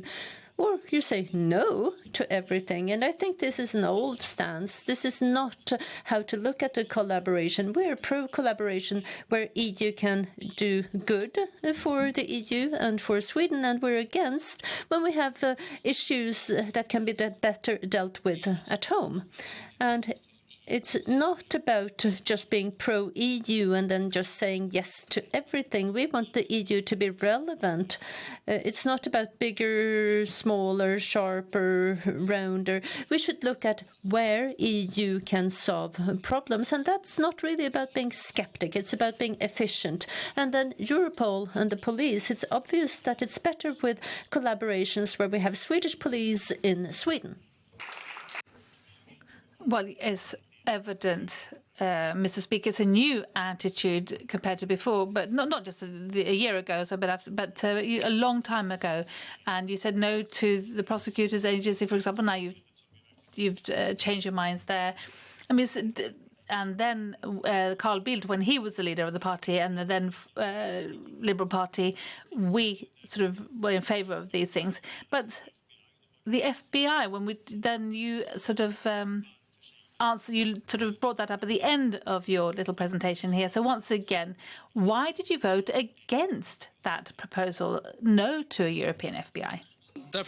Well, Mr. Speaker, we want to strengthen the collaboration we have today, and we believe that Europol is a good foundation. They have work that they do against terrorism, cybercrime, organized crime, and we want to strengthen that. We want to fight cross-border crime. Also when it comes to thefts and international gangs coming here.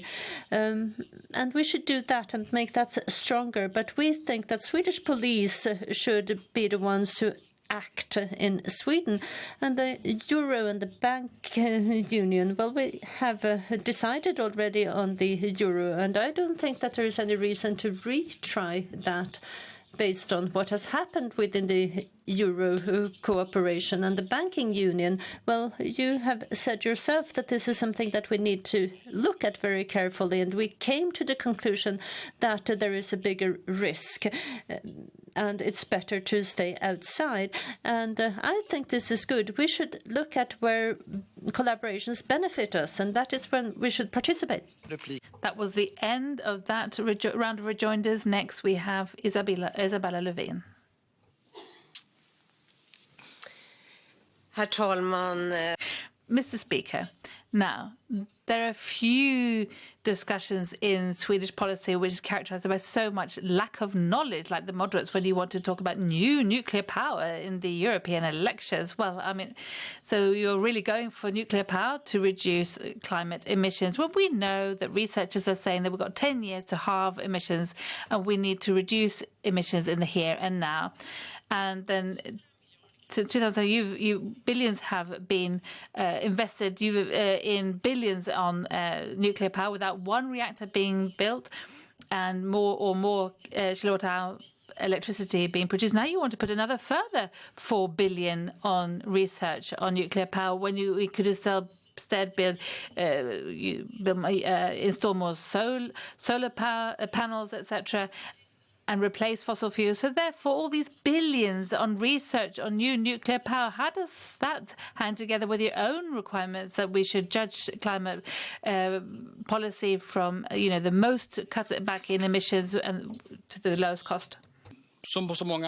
Mr. Speaker, you need to do things right in Sweden and internationally as well. And that we have different opinions about nuclear power, well, I think everyone knows that. We want to have nuclear power in Sweden, and we have different opinions.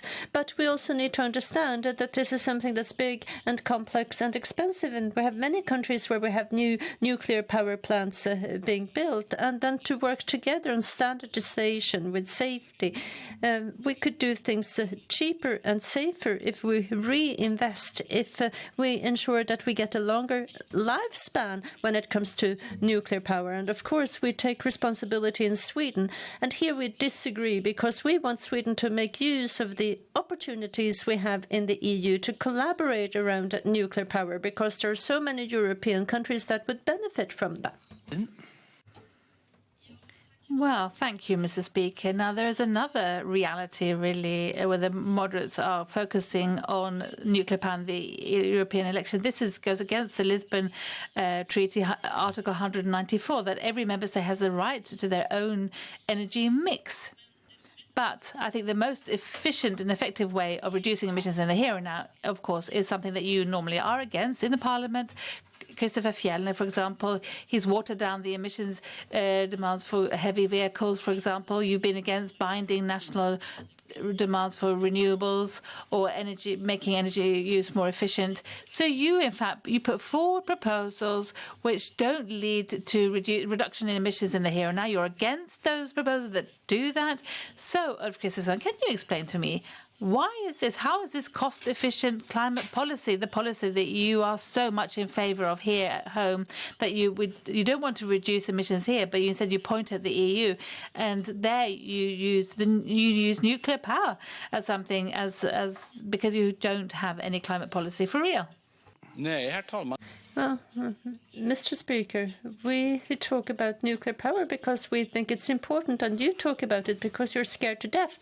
But you do not want to have a proper debate. But we're pro-nuclear power, and we're pro-collaboration with other countries. But we're not pro the EU forcing any other country to have a policy mix that they do not want to have. And I think Germany is making a mistake when they're doing away with nuclear power and extending carbon instead. And to go for Russian gas, I think that's a mistake as well, but that's for each and every country to decide. But we want to see that we have an international collaboration so that we can get more fossil-free energy. And the emission trading system, well, it's working, and we could link it to other parts of the world. We could broaden it, and we could look also at the marine sector, and we could use the financial instruments that the EU can avail itself of that are working. But just to quickly dismantle things, that would mean that Volvo and Scania cannot sell trucks, and instead we're going to import dirty cars. That's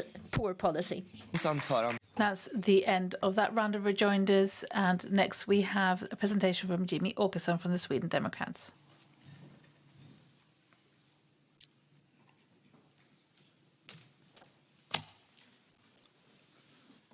Herr talman. Mr. Speaker, this is a fairly sort of broad debate, I must say. But rather surprisingly, the focus is on EU issues, which is, I suppose, positive, because that's what a debate is supposed to be about, the European election. But I think that developments within the European form of cooperation is rather worrying. It's worrying because the EU is growing, and there are strong forces throughout Europe, above all the elite in Brussels, that really want the EU to grow into something else other than the cooperation which I think has a lot of support here in Sweden, in this Riksdag, in Sweden at large, but where they're trying to continue to transfer more power, broaden the competences of the EU in issue after issue after issue. And I think it's interesting to listen to this debate and also other debates on the EU election, because all parties in Sweden, apart from perhaps the Liberal Party, tend to become EU critical every fifth year when there's an election. And then there they are in Brussels, and they vote in favour of transfer of power to the bureaucrats and other countries' politicians in Brussels. And I really hope that the electorate will understand that this is the case sooner rather than later. But it also says something about how Swedish parties, their view, really, their stance with regard to the relationship between Sweden and the EU and the cooperation there. And I think the electorate don't want what the elite are interested in. They don't want to have a European federal state. The Swedish people are prepared to cooperate with other countries close to us, but we don't want more of a super state. We don't want more central powers in Brussels. And there is another party that is against this. And there is one party that is against this, and that is the Sweden Democrats. And here, the Prime Minister Stefan Löfven, Ulf Kristersson, Annie Lööf, Jonas Sjöstedt, and Dan Björklund, Isabella Lövin have asked for rejoinders.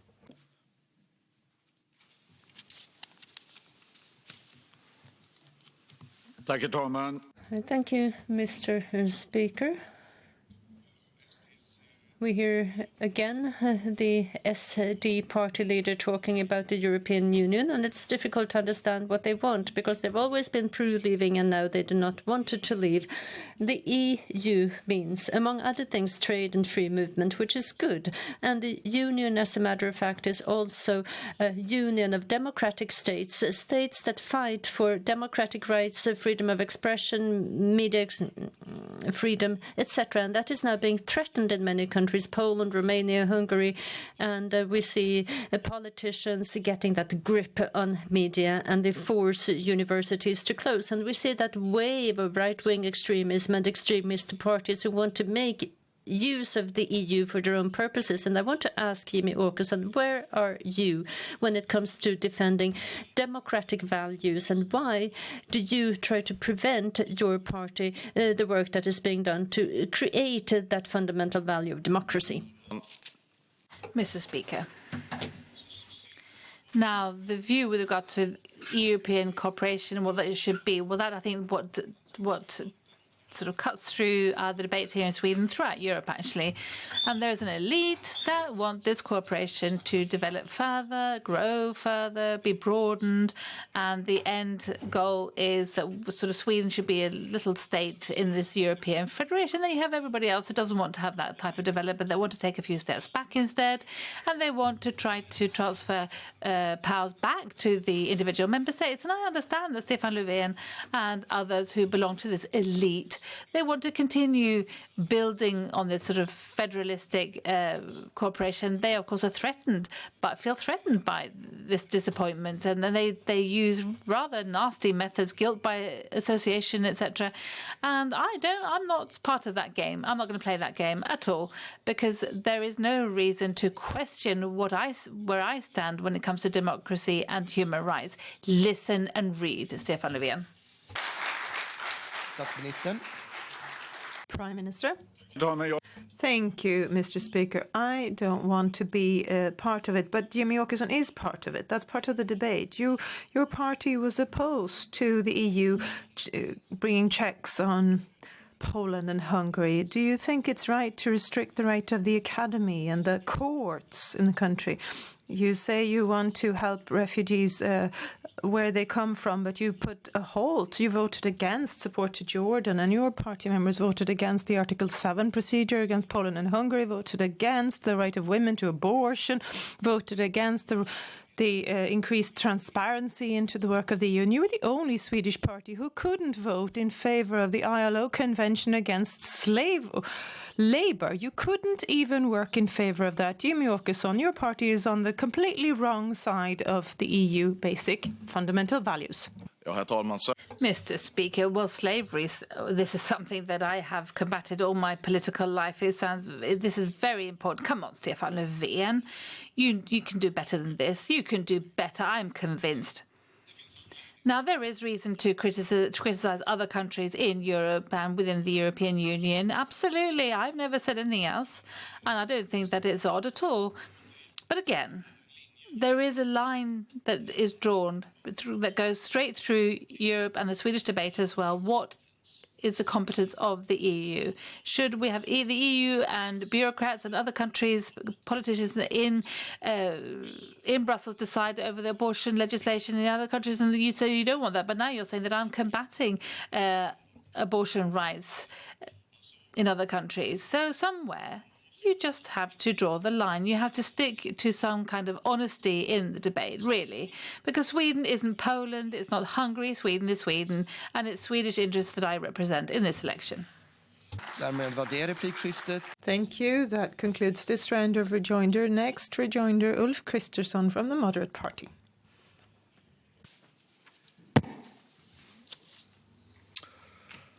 Herr talman, jag tar både Sverigedemokraterna och Vänsterpartiet. Mr. Speaker, I look at the changes in stance from the Sweden Democrats and others and their approach to the EU. This is all good in the sense that we now have passed the stage of whether you're in favour or against the EU membership. Sweden is a member of the EU. We have obligations and we want to push the EU in the right direction. All of that is very good. And here's the next question. What do the Sweden Democrats want with their EU membership? And so I'm wondering why the Sweden Democrats are opposed to having shared common borders, expanding Frontex so that we can truly provide protection for EU's external borders. The border patrollers who could be used where needed so that the EU can do its part to ensure reasonable migration while Sweden is doing our share to assist. Why are you opposed to that type of development? Mr. Speaker, I don't quite know what Ulf Kristersson is talking about here, actually, but I'm not against working together to protect our external borders. No, I mean, that's perhaps one of the most important tasks of this type of cooperation for several reasons, actually. Partly it is to ensure that we are able to combat illegal migration, and also is to ensure that we know who and what comes across the European border. So really, yes, I've been very clear, and it's very clear if you read our manifesto, for example.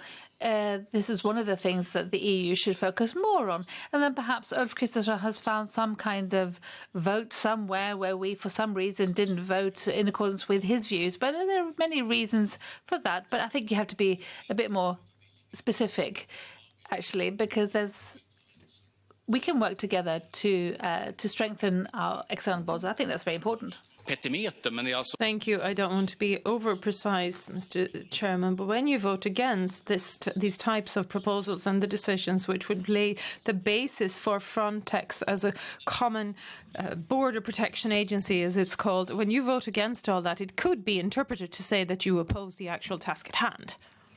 Well,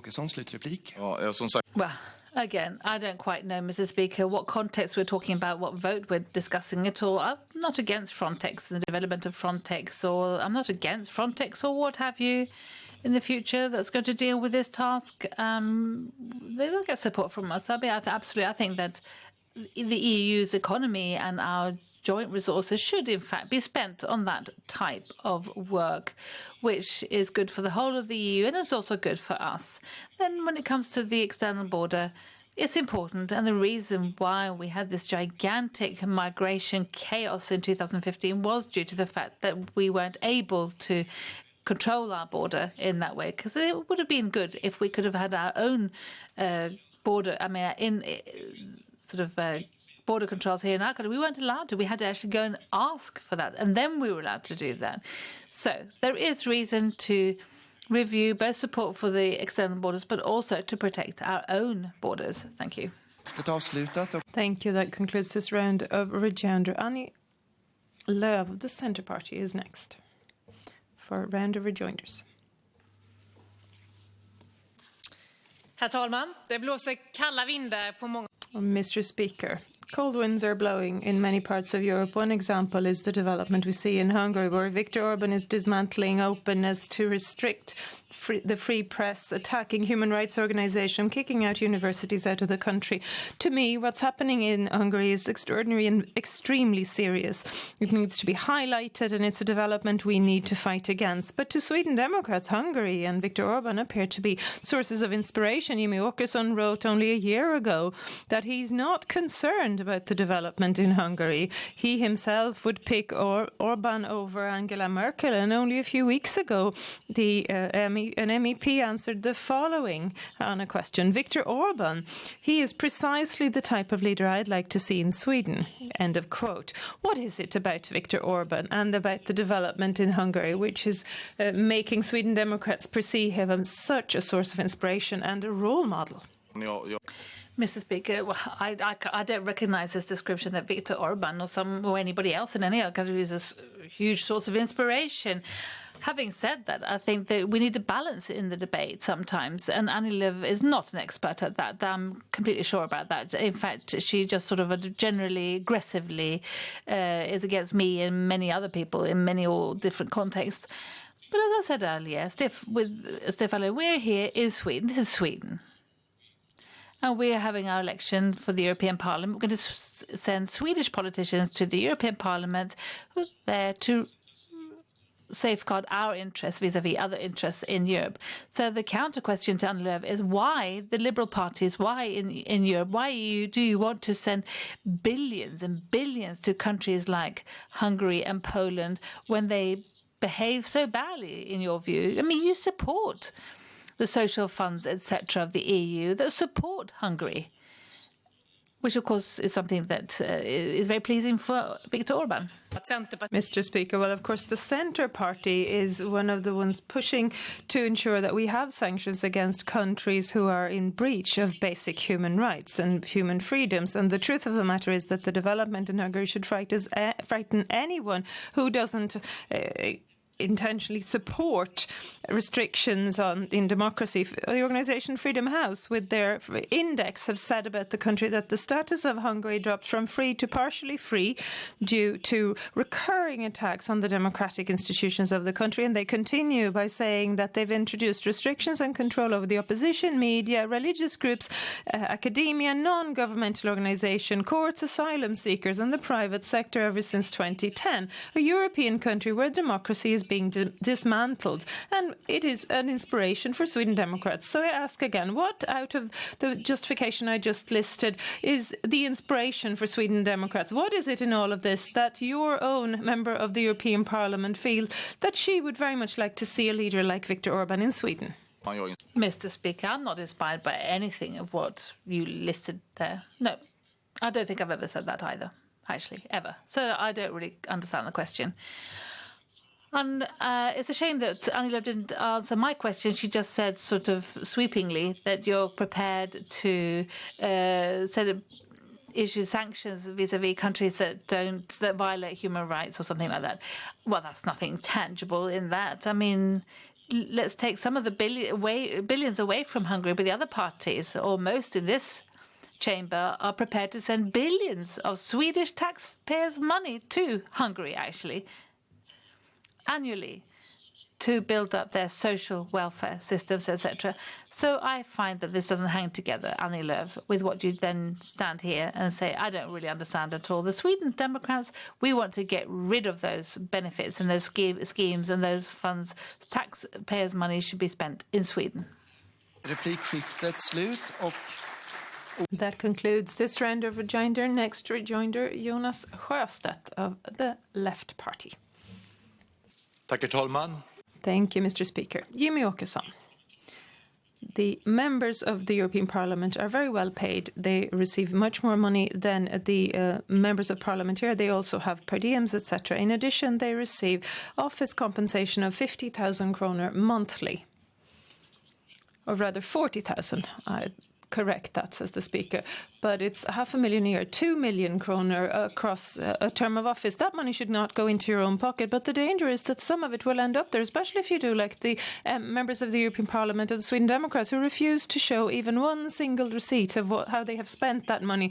And they're also saying that they'd like to be re-elected, so we continue to not show one single receipt out of the 2.5 million in total that you receive in office compensation. Why, Jimmy Åkesson, would you permit your MEPs to not give an account of how they're spending their money intended for office use? Mr. Speaker, well, generally this is a very important issue on the whole, really. Yes, absolutely. But I can't control them. That's the simple answer to that question. I think we need more transparency, both as regards that and also as regards members in this chamber as well, with regard to the benefits here. And I think that there is a lot of support for that, both amongst the parties and also the general population. But I can't decide that on my own. So I have no problem reviewing regulations and rules, but this isn't something that I'm very much involved in, to force somebody to do something, to do something. I can't do that. Jonas Sjöstedt. Thank you, Mr. Speaker. The Left Party member Malin Björk has submitted all her receipts and will continue to do so. But when you listen to Jimmy Åkesson, you get the impression that he has no influence in the Sweden Democrats. He has nothing to say about what the members of the European Parliament do representing his party. I think you're wrong, Jimmy Åkesson. I think you have a very strong influence in your party, and I'd like to hear you say the following. And address it to your fellow party members. I expect that you do better, that you report, that you provide receipts, that you show where the millions you've received in office compensation went. Tack, herr talman. Thank you, Mr. Speaker. Well, like I said, that I think it would be a good idea if he did so as far as possible. It's not easy always, but as far as possible, you should do so. Absolutely, that's my view. Not just the Sweden Democrats, let me put it. I mean, all parties, members, and from all countries. And why not also to achieve this, not just stand here in the Riksdag here in Sweden and think so, but actually try to do something in the European Union to do that, to open transparency with regard to those type of benefits. I think that would be a very good thing. Därmed var det replikskiftet av. That concludes this round of rejoinder. Jan Björklund for the next round of rejoinders for the Liberal Party.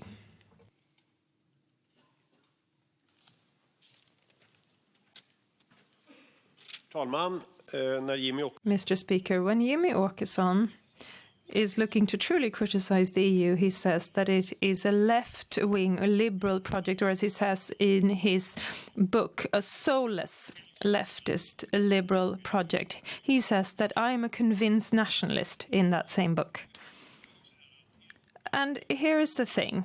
Europe tried both liberalism and nationalism historically over different periods.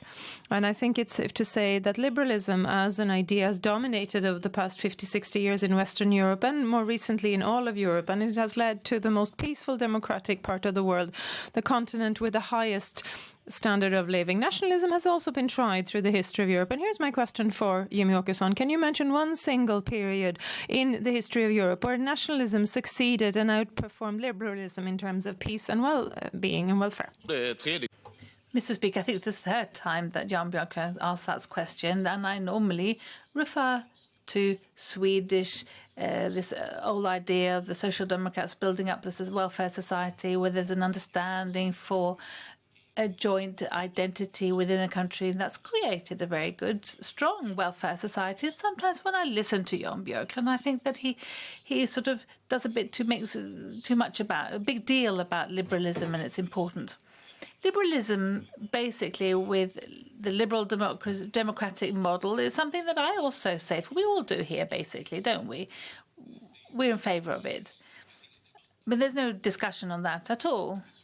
But what we do discuss is that you then set that aside because you want to have identity politics instead, or many other things that sort of create segregation in society. I believe in nationalism. I believe that every peoples in Europe need to look after their own house, as it were. We can and not be looked after by Brussels. Mr. Speaker, well, the reason I'm asking the question is because I don't get an answer. They keep going on about constructing the Swedish welfare state and this is responsibility for social policies in Sweden, but that doesn't say anything about how the countries of Europe should work together. So two ideas are pitched against each other, the liberality of an open society in Europe and what Jimmy Åkesson also describes, the soulless social liberal project, and the nationalism, on the other hand, that every country should fend for themselves. They're opposed to each other. And I'm saying that these ideas have been tried through the history of Europe. Liberalism gave the highest levels of welfare ever experienced in peace and democracy. Every time nationalism has been allowed to have its course in countries and parts of Europe for longer periods, it has led to the biggest disasters. Mr. Speaker, it feels as if Jan Björk doesn't understand what nationalism is. Because nationalism is the basis for the fact that we have countries at all in Europe. Nationalism is the basis for that we have a democracy. I mean, try to introduce democracy in a state where there isn't a nationalistic basis. I mean, good luck to you, basically. And nationalism is, to a large extent, the basis for Europe that we see today, for the differences that we are, the diversity that we see, and that we respect that. What Jan Björklund is doing is he's talking about his liberalism, which is something completely different than the Europe that we all know and love. And it's about thinking in one way, and Jan Björklund is very clear on this, which is good. But he wants to transfer more power to Brussels. Because he wants to make us all more the same in Europe in the name of liberalism. I don't buy that. I'm a nationalist because I believe that each nation state in Europe has the right to look after themselves, as it were. But that doesn't mean to say that we should do everything on our own. No, we need to cooperate, but as a free nation. Thank you. That concludes this round of rejoinder. And Isabella Lövin has the next rejoinder. You have the floor. Herr talman. Thank you, Mr. Speaker.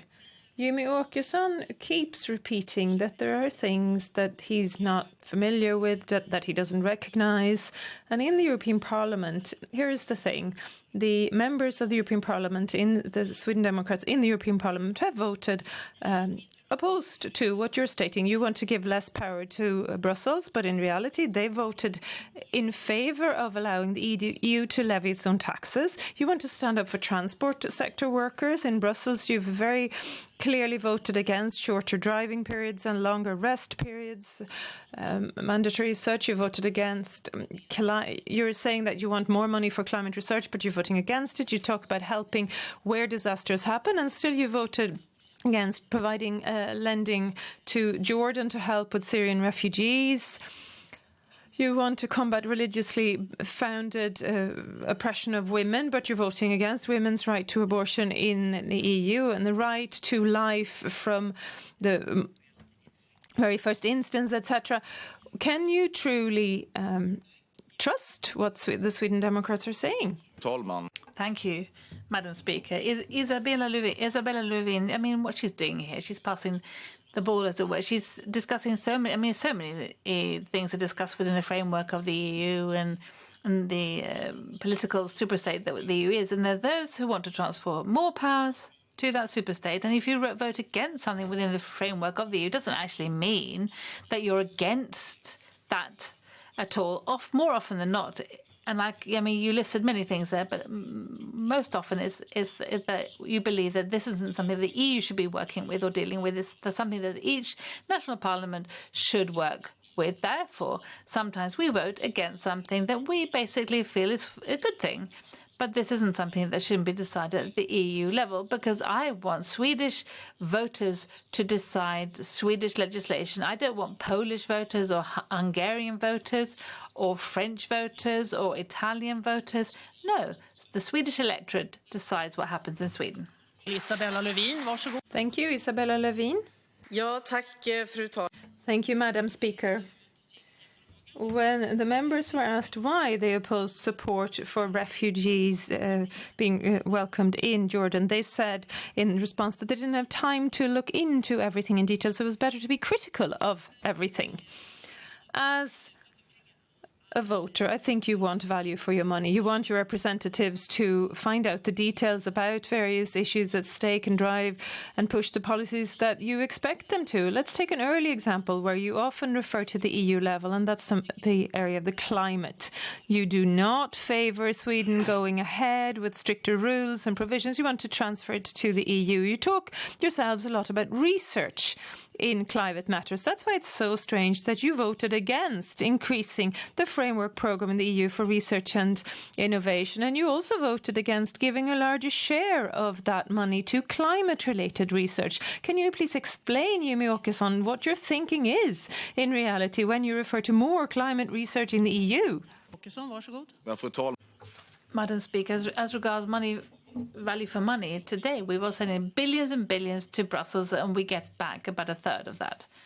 That's not getting value for money. That's just throwing money away. And the money goes to Hungary, Poland, Bulgaria, other EU member states to help build up their countries, when this money, in fact, is needed in Sweden because people are dying in sort of long queues, lists of cancer, and people don't have homes to live in, etc. So value for money, really, because everyone knows how we prioritise.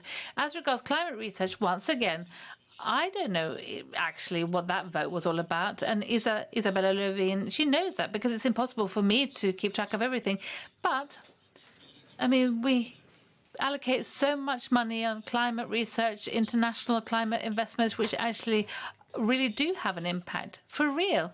I'm in favour of that. But that doesn't mean to say that we just are in favour of your policies, the Green Party, your climate policy.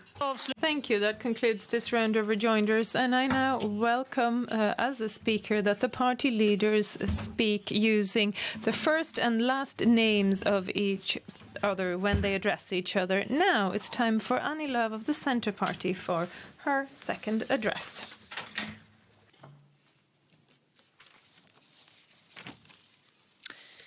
Fru talman. Madam Speaker, in far too many parts of Europe, we see how animals are leading a life which is in danger of making them sick instead of keeping them healthy, where little piglets get their tails cut off so that they can fit more pigs in the same surface, instead of giving more pigs quality of life.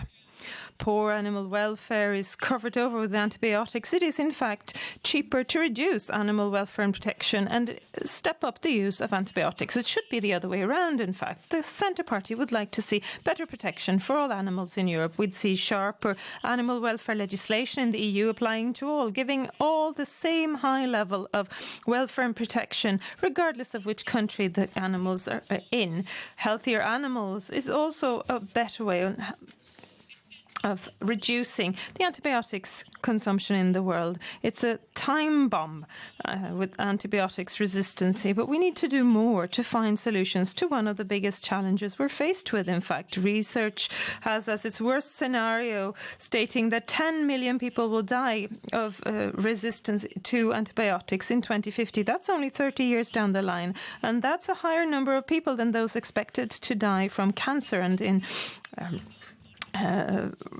injuries and deaths on the road in total. The UN has gathered all countries in a climate agreement to get on to the matter of climate. This has made a real tangible difference with concrete binding targets where everyone will share in the responsibility. We would like to see a Paris Agreement for antibiotics. A vote for the Centre Party on the 26th of May, in 2.5 weeks from now, is a vote for a safer, more of a driving force for healthy food and stronger animal welfare protection, more ambitious climate work, a vote for democracy and common human decency and values against populism. Thank you. Thank you. And rejoinders have been asked by Jimmy Åkesson, Jonas Sjöstedt, Ebba Busch Thor, Jan Björklund and Isabella Lövin. And we will begin with Jimmy Åkesson from the Sweden Democrats.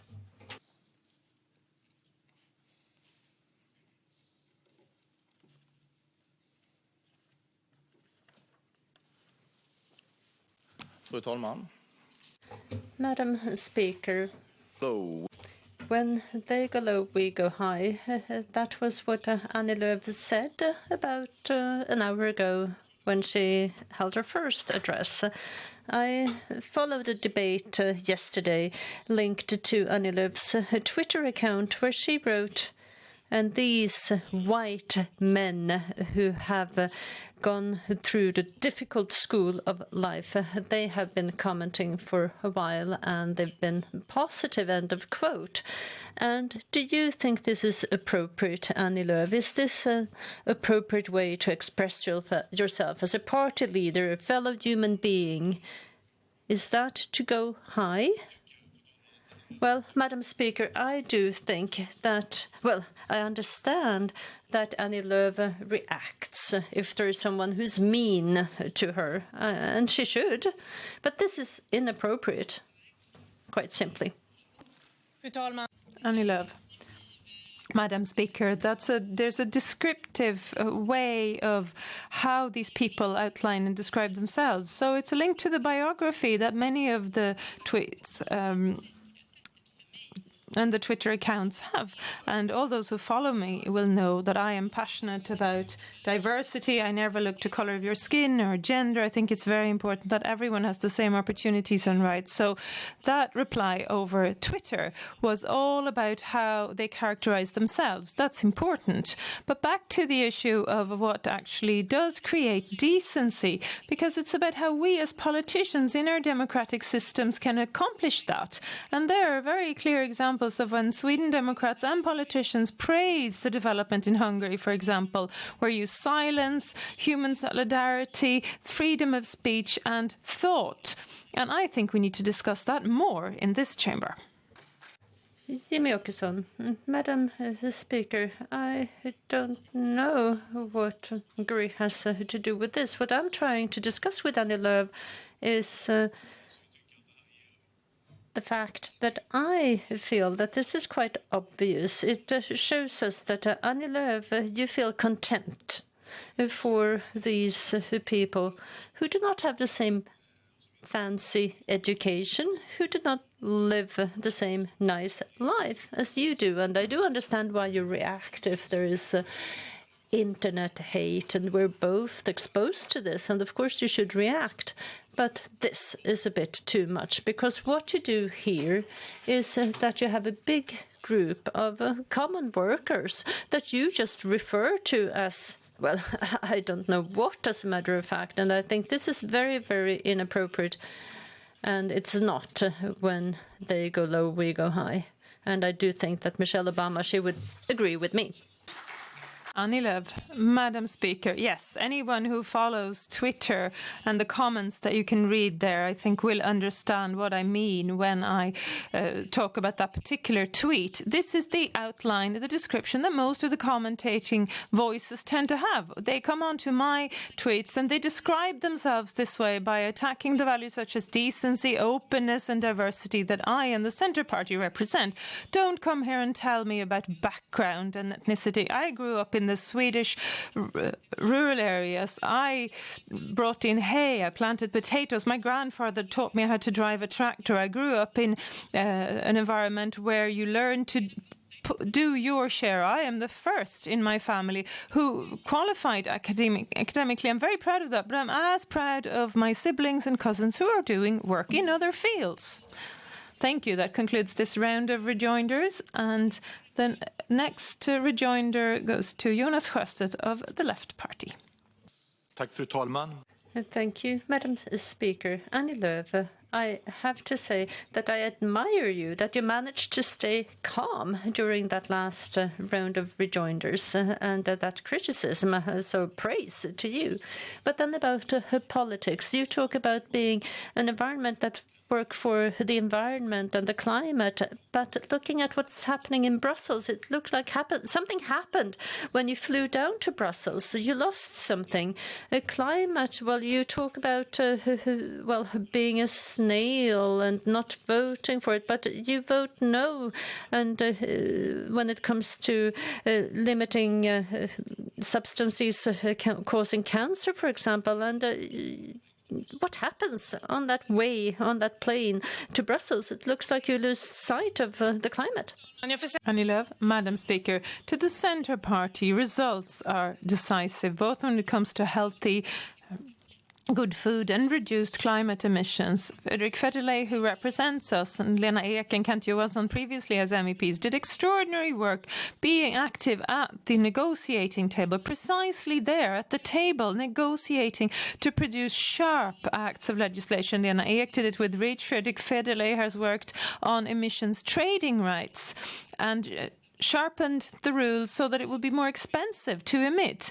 And where was the Swedish left-wing MEP when it was time to negotiate the emissions trading system in the EU, for example? Jonas Sjöstedt, well, thank you. REACH, well, I was there at the negotiating table about the same legislation. I wasn't all that impressed about what you did. I was there in the room. And I'm afraid that this is what the Centre Party does. You talk, but then you do not walk the talk. And to ban phosphates, for example, the WHO says that it's something that can cause cancer, and it's very worrying, and it impacts many farmers. Not the least because it's used in agriculture, and you voted for keeping it. So something happens on the way, and you can't be scrutinized. It looks good, but then once you have landed in Brussels, you become a snail. Final rejoinder. Madam Speaker, we're focused on results. It's about work both on campaigns and in debates, but also about actual work, hard work in Brussels and up here negotiating with the government, because the entire path, the whole procedure is important. This is why we need to phase out more plastics, for example, for cleaner oceans and healthier lakes. We need to reduce the use of antibiotics. Well, Fredrik Federley, for example, has been involved in negotiating the veterinary medical package. We need to sharpen the EU trading emission schemes system. It is possible. We need to get sharper rules, stricter rules in all those areas, impacting all member states, including Sweden. We are in favour of that. Thank you. That concludes this round of rejoinder, and the next rejoinder goes to Ebba Busch Thor of the Christian Democrats. Tack, fru talman. Thank you, Madam Speaker. I wasn't intending to participate in any rejoinders here because we pretty much felt and thought the same thing about the EU. But then I read this article in the paper Aftonbladet, and Sara Skyttedal there said that this is just one country, when talking about Hungary and France, where they have started an Article 7 proceedings and on good grounds, and that is Hungary. And that is why I feel that it's better to work with Macron. And that was what Sara Skyttedal wrote. And in this article in Aftonbladet, it also says that now there is hesitation between liberal values and dictatorships.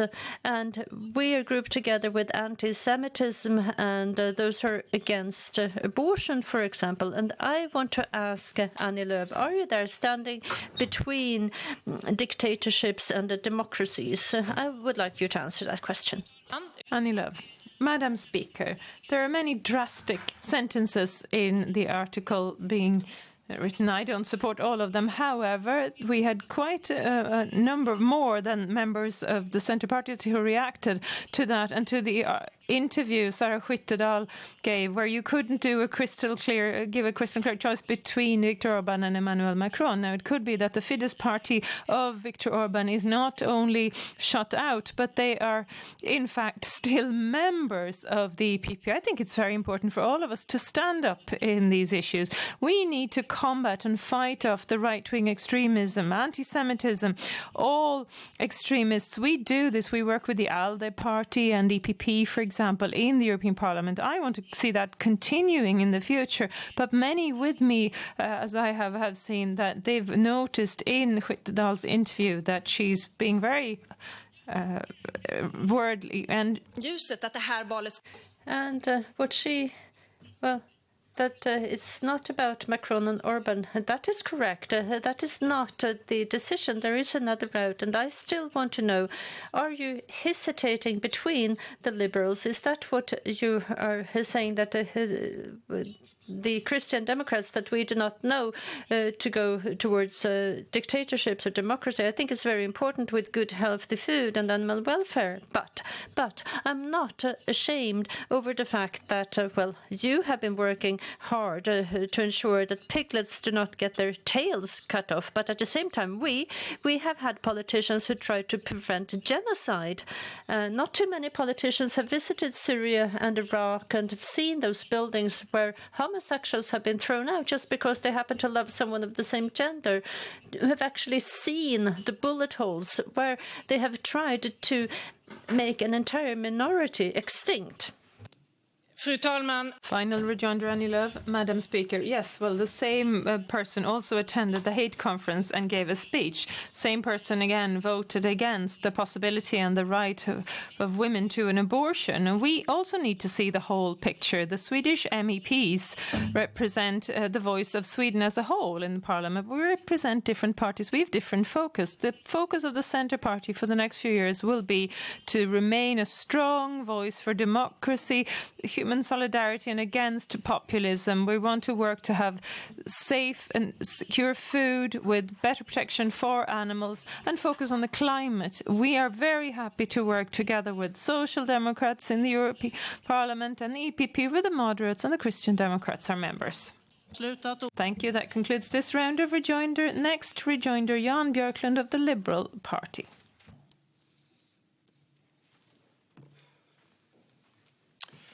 Fru talman.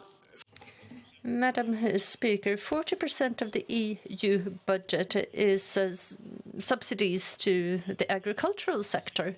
And I don't think there is any other sector that gets subsidies. It's agriculture that gets 40%. And of course, we need to look at research and build border protection across Europe, Mediterranean, not the least, and that takes investments. And I have said on behalf of my party that we are willing to invest in collaborations, but we need to ensure that we have a redistribution of funds. And the Centre Party is the only party in the Swedish government, in the Swedish Parliament, who feel that we should stick to 40%.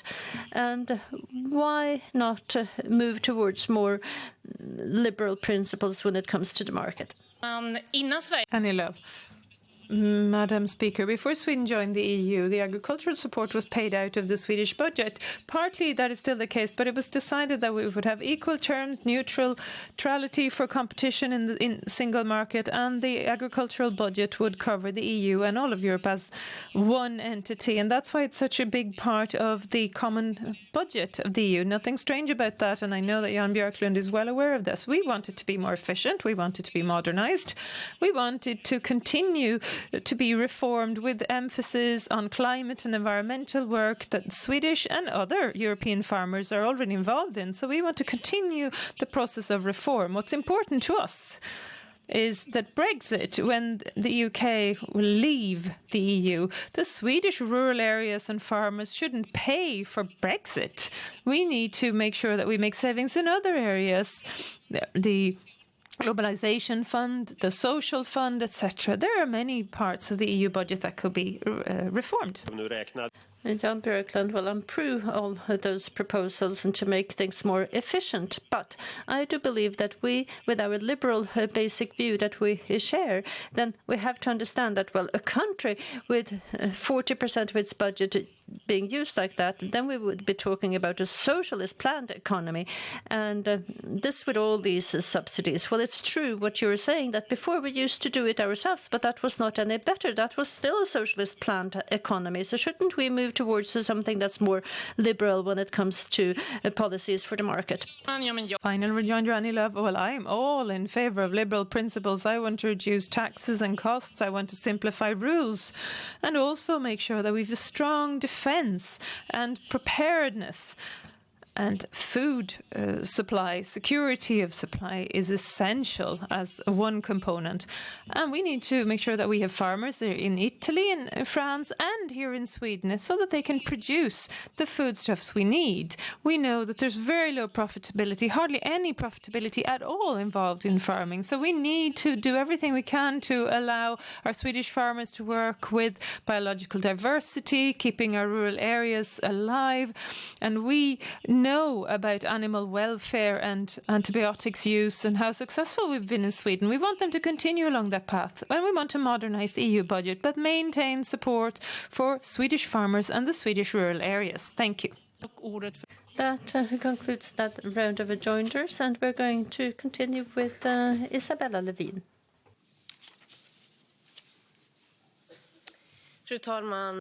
Madam Speaker, last Monday we had the first international report being released on biological diversity. It had been approved by 130 countries, and it's really scary, with millions and millions of species being threatened across the globe. And now we're close to the EU elections, and close to 40% of the budget goes to supporting agriculture.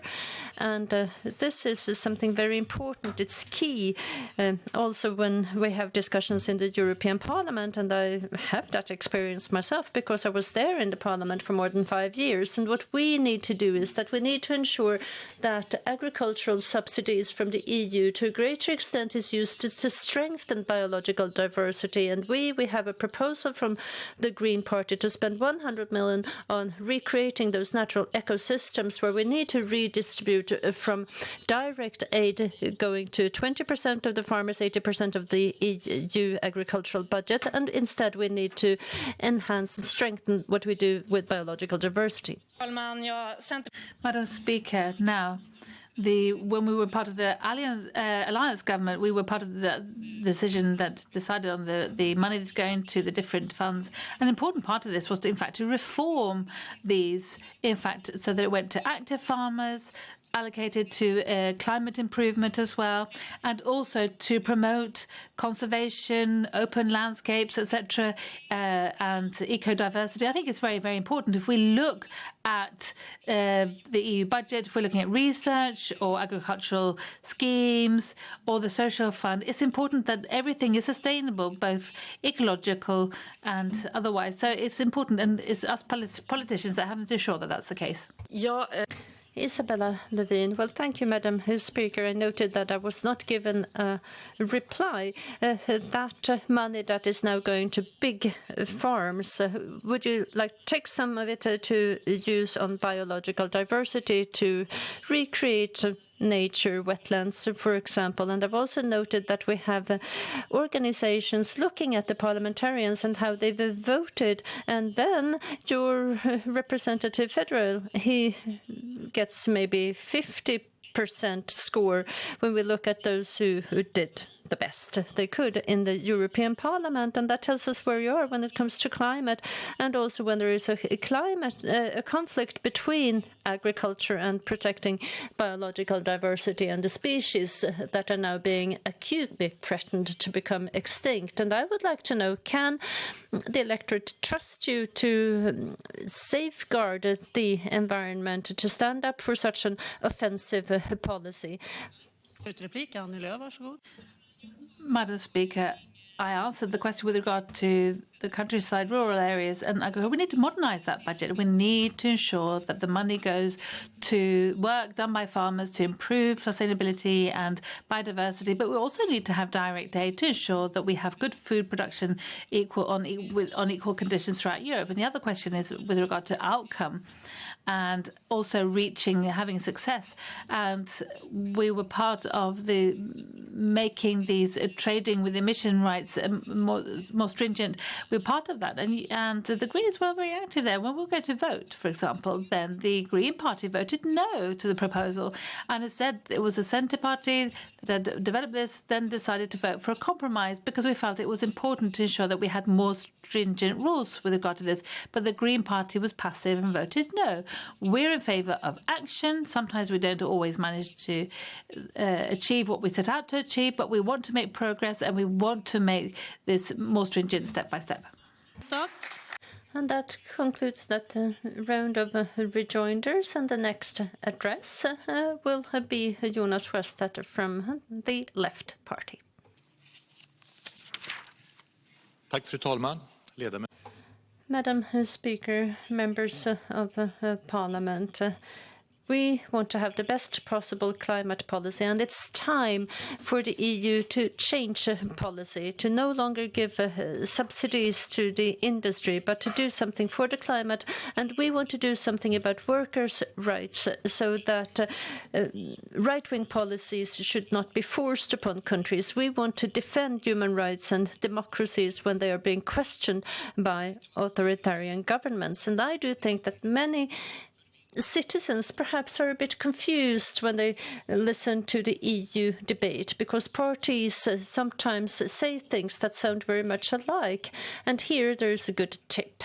There is a way to determine who is actually doing what they say, and that is to look at what has actually been done in the European Parliament. Climate Action Network and the World Wildlife Fund, they have looked at how people have actually voted in the European Parliament, and the left is where we see the highest grade. This is the best climate party amongst the Swedish political parties, and then the scale goes down to the Sweden Democrats, but we consequently vote in favour for these policy action having to do with the Swedish welfare model, for example, and we challenge those big corporations and those interests. That's a central part of this, where we have the democratic deficit in the EU. What we need is EU parliamentarians that are not afraid to stand up to those bigger corporations who can swim against the stream and say that we need a better European cooperation, and that is why we need left party members in the European Parliament. Thank you. Rejoinders requested by Stefan Löfven from the Social Democrats, Ulf Kristersson, Jimmy Åkesson, Annie Lööf, Jan Björklund and Isabella Lövin from the Green Party. First, Stefan Löfven, the Prime Minister. The floor is yours.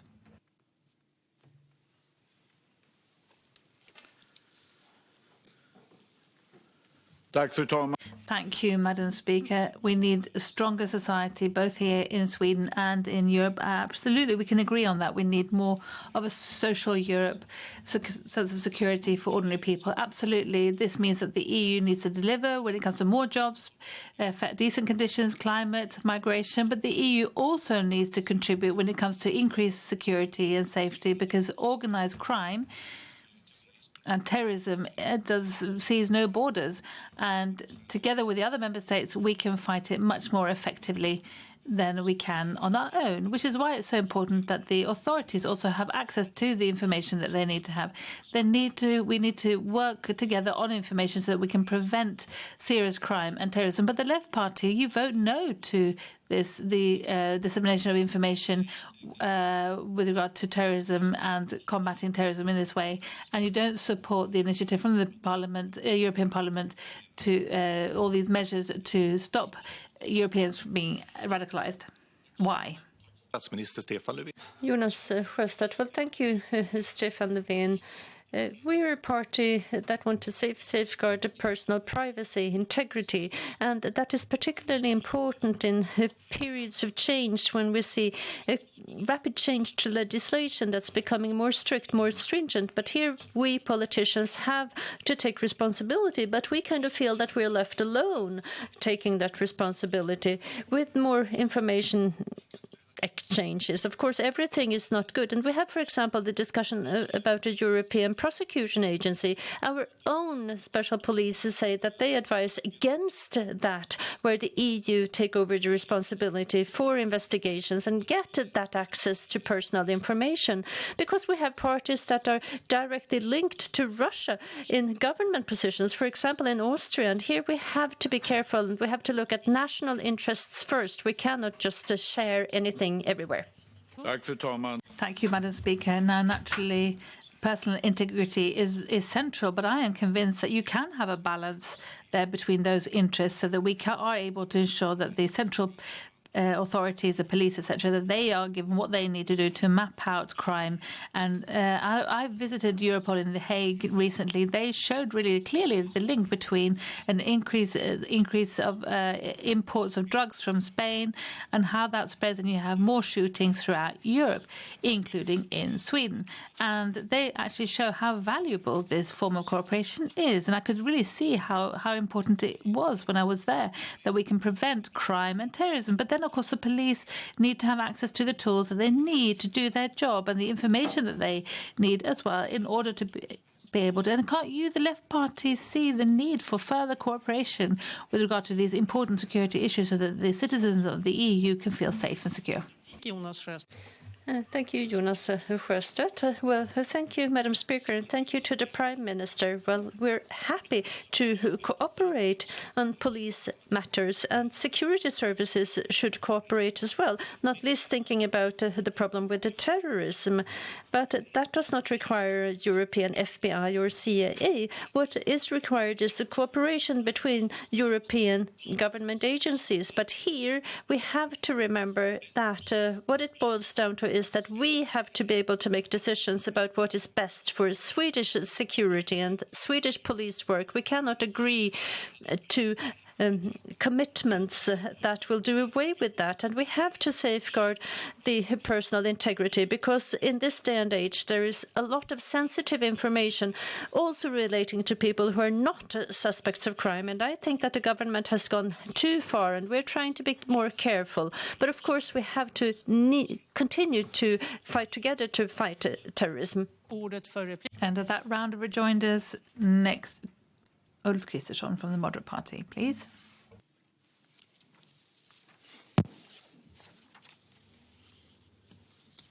Fru talman.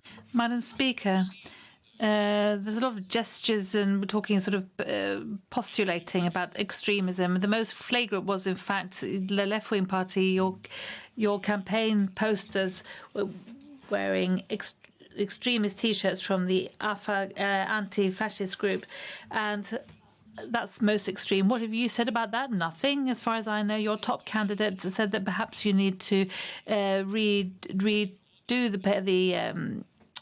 the photographs in some way. The party that would have understood the limits of democracy would have reacted and apologized. It's not the first time that this has happened. The Left Party used the EU election to promote violent extremism. So, Jonas Sjöstedt, are you going to ensure that that campaign poster is taken away?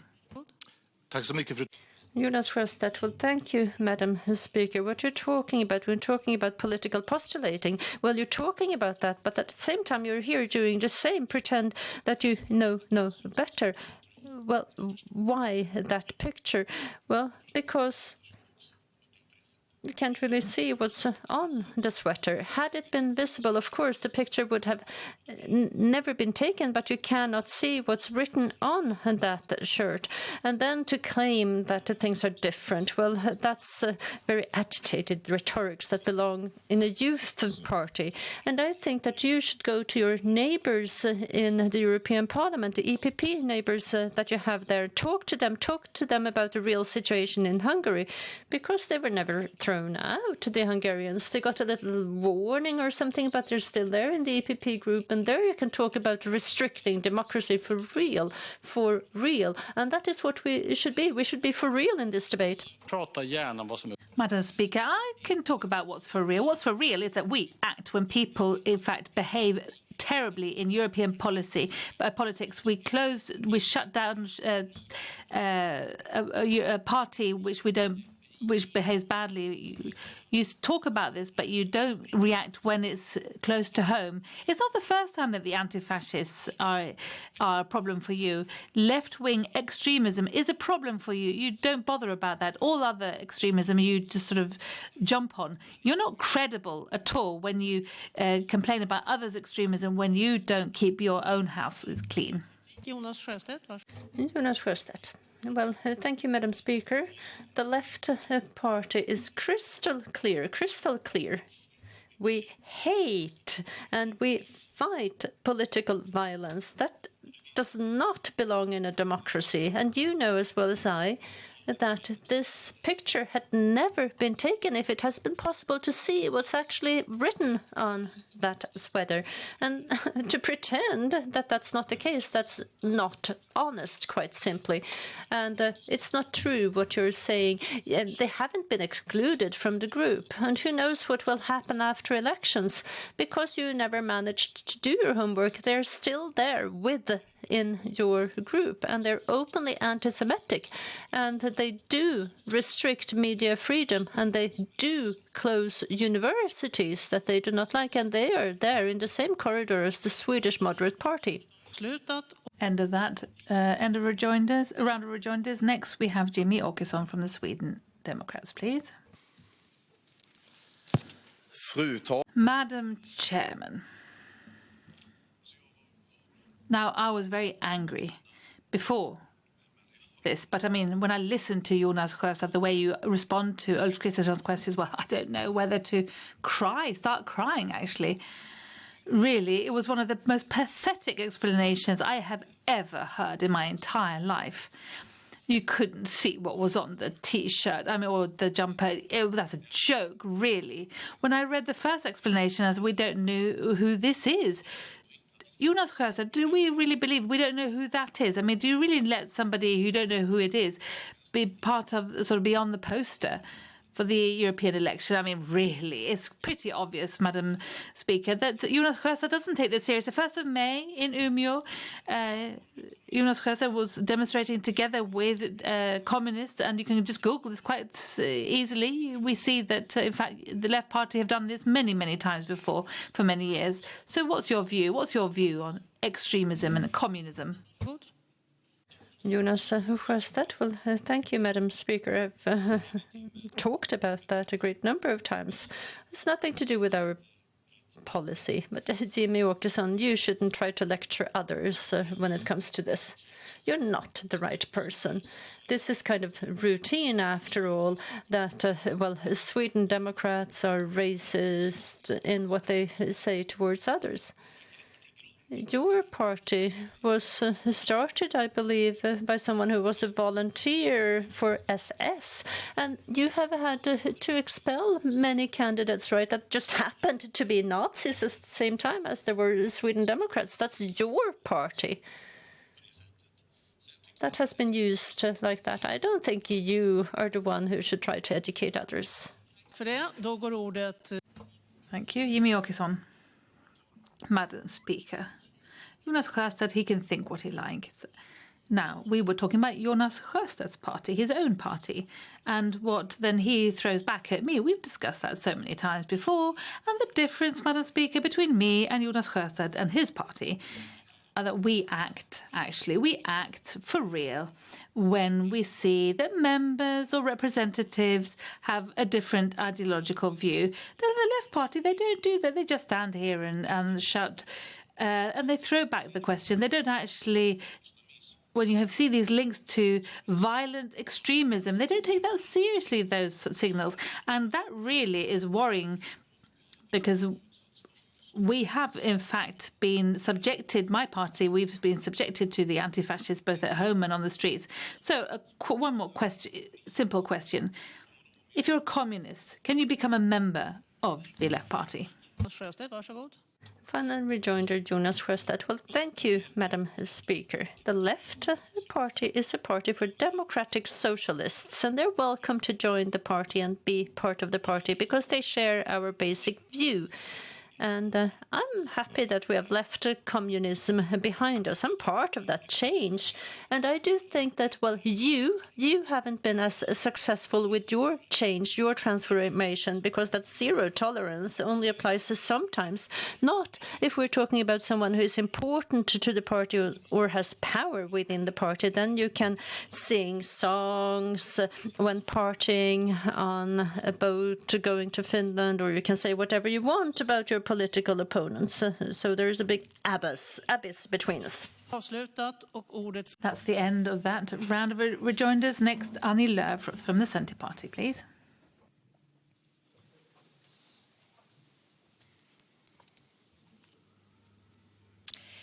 Fru talman.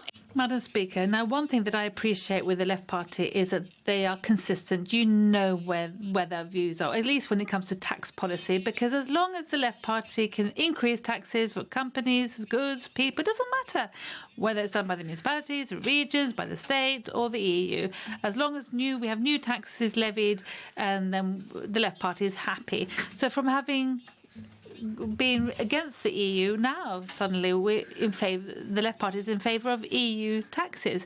Want to have a progressive tax at the EU level and a Tobin tax as well when it comes to financial transactions. So how, Jonas Sjöstedt, is going to EU become better for ordinary people with these kind of taxes? How do we create a Europe for all by transferring power from Sweden to Brussels? Power is then being transferred further away from the people. Jonas Sjöstedt. Thank you, Madam Speaker. Thank you, Annie Lööf. No, the Left Party is not in favour of EU taxes. The right of taxation belongs at national level. We're in favour of the veto right in taxation matters remains.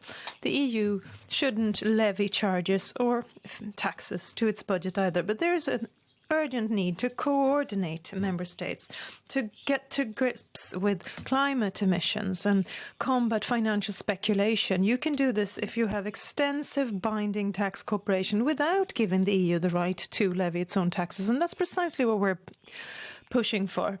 But at EU level, I do believe that it's Annie Lööf who's prepared to spend taxpayers' money, whereas it's the Left Party who's more cautious with money. We don't want to add additional tens of millions to the EU budget. And here's my question to Annie Lööf. Are you prepared to really use a veto so that the Swedish membership fee doesn't increase? Madam Speaker, the Centre Party doesn't want our payments to the EU are going to increase. And we want to ensure that we will make the budget more modern and more efficient, because there are lots of parts that we can, decrease costs, for example, the Parliament going from Brussels to Strasbourg back and forth. But we don't think that the rural areas in Sweden should be paying for Brexit. But when it comes to increase or decreasing taxes, the Left Party want the EU to force member states to introduce certain taxes, but say that it's not EU tax. Well, what the difference is actually equal to none. So, as everything that moves, it should be taxed. Goods, consumers, everyone should be taxed. And what is the difference between an EU tax and a binding tax at the EU level for the member states? And I mean, if you make decisions made at the EU level, that the power, how does that make that power comes closer to the people? Final rejoinder, Jonas Sjöstedt. Thank you, Madam Speaker. The difference is very clear and significant. The money is used in the countries, in the nations. The rules and provisions are owned and controlled by the nations. You agree within the framework of the EU or through cooperation between EU nations. I think Annie Lööf underestimates the danger of financial speculation and the need for very forceful measures in favour of the climate. This takes coordination and extensive components of supranationality. I am of the opinion that it's necessary both at European level and globally. And I can only reflect on the fact that the Centre Party, just like the Moderate Party earlier today, say in words, in lip service, that they don't want to put additional money in the EU budget, but none of the parties are prepared to say that we're going to take this fight. My impression is that it is Annie Lööf and the Centre Party who are in fact impaired to waste more taxpayers' money, both for moves with Parliament level and rural development money that can't be defended. Thank you. That concludes this round of rejoinder. Jan Björklund for the next rejoinder for the Liberal Party. Fru talman. Madam Speaker, I was listening to this round of rejoinders between you and Jimmie Åkesson, where you're saying that each party doesn't sort of remove the extremists from within, and I can agree with both speakers there. Jonas Sjöstedt said that you said that you were against EU membership in the newspaper Expressen last year in August before the general election. Now, if we're going to vote in favour of Svexit or not, how would you vote? Then he doesn't give an answer, but then the journalist presses on, and then Jonas Sjöstedt says, I'll vote in favour of Svexit. So my question to Jonas Sjöstedt today is, what's so bad about the EU that I know you voted no 25 years ago, but what is so bad about the EU today that you would vote in favour of a Svexit? Fru talman. Jonas Sjöstedt. Madam Speaker, Jan Björklund appears to think that he has a new news scoop when he tells me that I voted against EU membership and have been critical of the EU. That's not a news scoop. I think it's well known to those who follow politics. I think there are problems with the shortage or lack of democracy.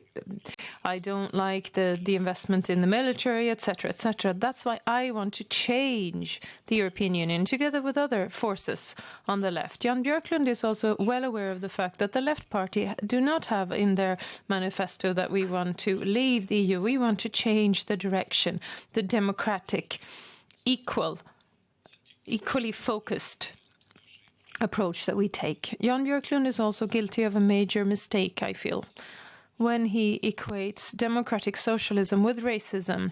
That is to normalize racism, in fact. And I think you need to think carefully about who you go on tour with and who you debate with. Jag tar debatt. Well, I'll take the debate. Anyone who's against the EU cooperation, I'll take the debate with Jimmie Åkesson. I did it with Jonas Sjöstedt. In fact, during the previous election, we had different views. I'm not worried about debating with people, but Jonas Sjöstedt. Yes, okay, we knew that you voted against the EU 25 years ago, but then you spent the whole time when you were at the European Parliament, you criticised everything. Everything was wrong. No, that's not a scoop. But the scoop is that even today that you would vote for Swexit, and when here you're against super stable, you want taxes, etc. But in the election in the autumn, you wanted to attract the EU people who are critical to the EU, and now you're changing your view. It depends on when you're talking about this. So, I mean, you're being hypocritical, Jonas Sjöstedt.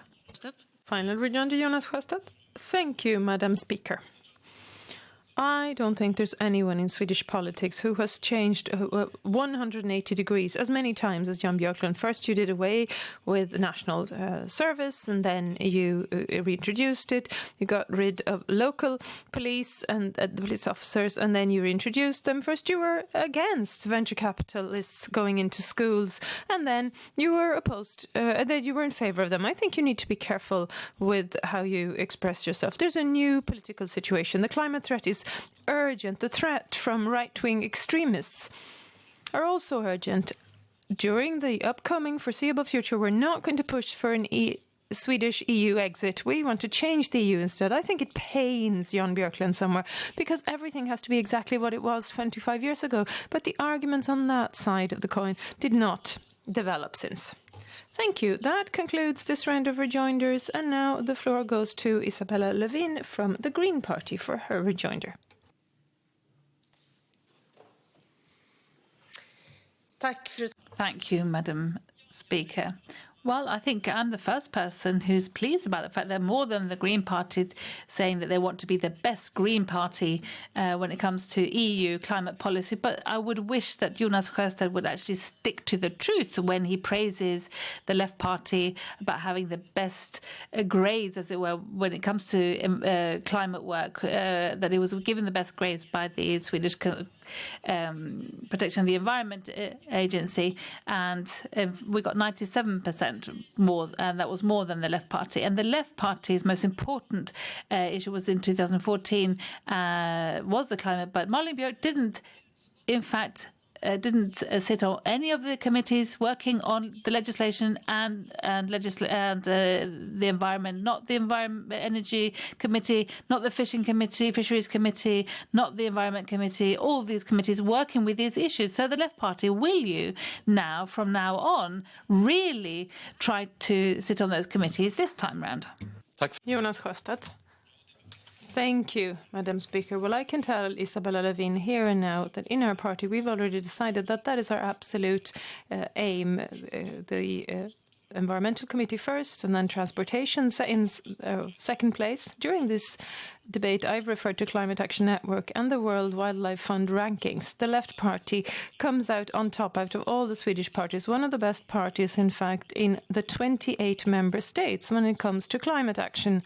So you don't just get the best votes, you also get a great deal of activity with your vote for us. But when you read the evaluation of Climate Action Network, the Green Party in Sweden, one of the better parties, I definitely give you credit for that, is doing below average in the Green Group. Why are you putting hampers on development in the Green Group? We are bringing things forward, but you're one of the low performers in the Green Group. Thank you, Madam Speaker. Climate Network Action looks at 21 different organizations, whereas the EPA looks at much more, what you do, how you voted, legislation you've been in favor of, put forward, etc. And there, the Green Party, we get the highest ranking. And now some of this, the statistics about who has done this, who's been on parental leave, who hasn't been present when it comes to certain votes, etc. You have to sort of include that in this. But it's very clear for the electorate that if you vote for the Green Party, then you'll have MEPs who will be on the committees that do make a difference when it comes to the environment and climate, and they will pursue legislation and work forward and not just happen to press the button in the plenary sessions at all and follow the voting list that the Green Party that we are happy to share with the Left Party and Malin Björk when it's important, obviously. But so the question again, Jonas Sjöstedt, is will you really prioritise the environment and climate when you sit on these committees? Jonas Sjöstedt, final rejoinder. Thank you, Madam Speaker. My reply is yes to Isabella Lövin. We will all be needed who are ready to do that work in the European Parliament. But it's also important how you vote in terms of legislation, because that determines the rules that will prevail. And the Left Party are doing a lot better than the Green Party. That's a fact in these assessments. The Green Party should be a little bit cautious when it comes to talking about what you have and have not done. You did not sell coal. We did not sell coal mines to Czech capitalists. We're not in favor of Södertörn cross traffic or focusing on road-based traffic. We're not in favor of expanding Arlanda-Stockholm Airport, doubling air transportation in Sweden. I'm happy to discuss what we do and what we don't do in this area. Thank you very much. That concludes this redounder. Now Ebba Busch Thor has the floor for her second address.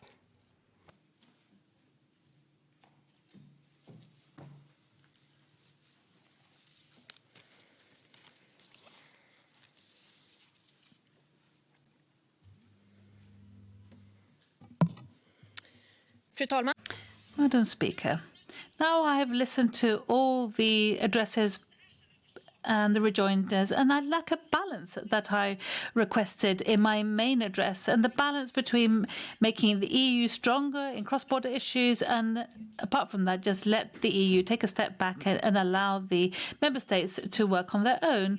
And the fact that this is such a decisive part of our campaign is because we think it's important, and I think that we saw a good example of how you handle, for example, the issue of subsidiarity fairly sloppily, where here we're sort of accused of being against abortion just because we have said no to making abortion rights an EU question, when we support EU Swedish abortion legislation, but we don't think that we should interfere in what happens in Poland.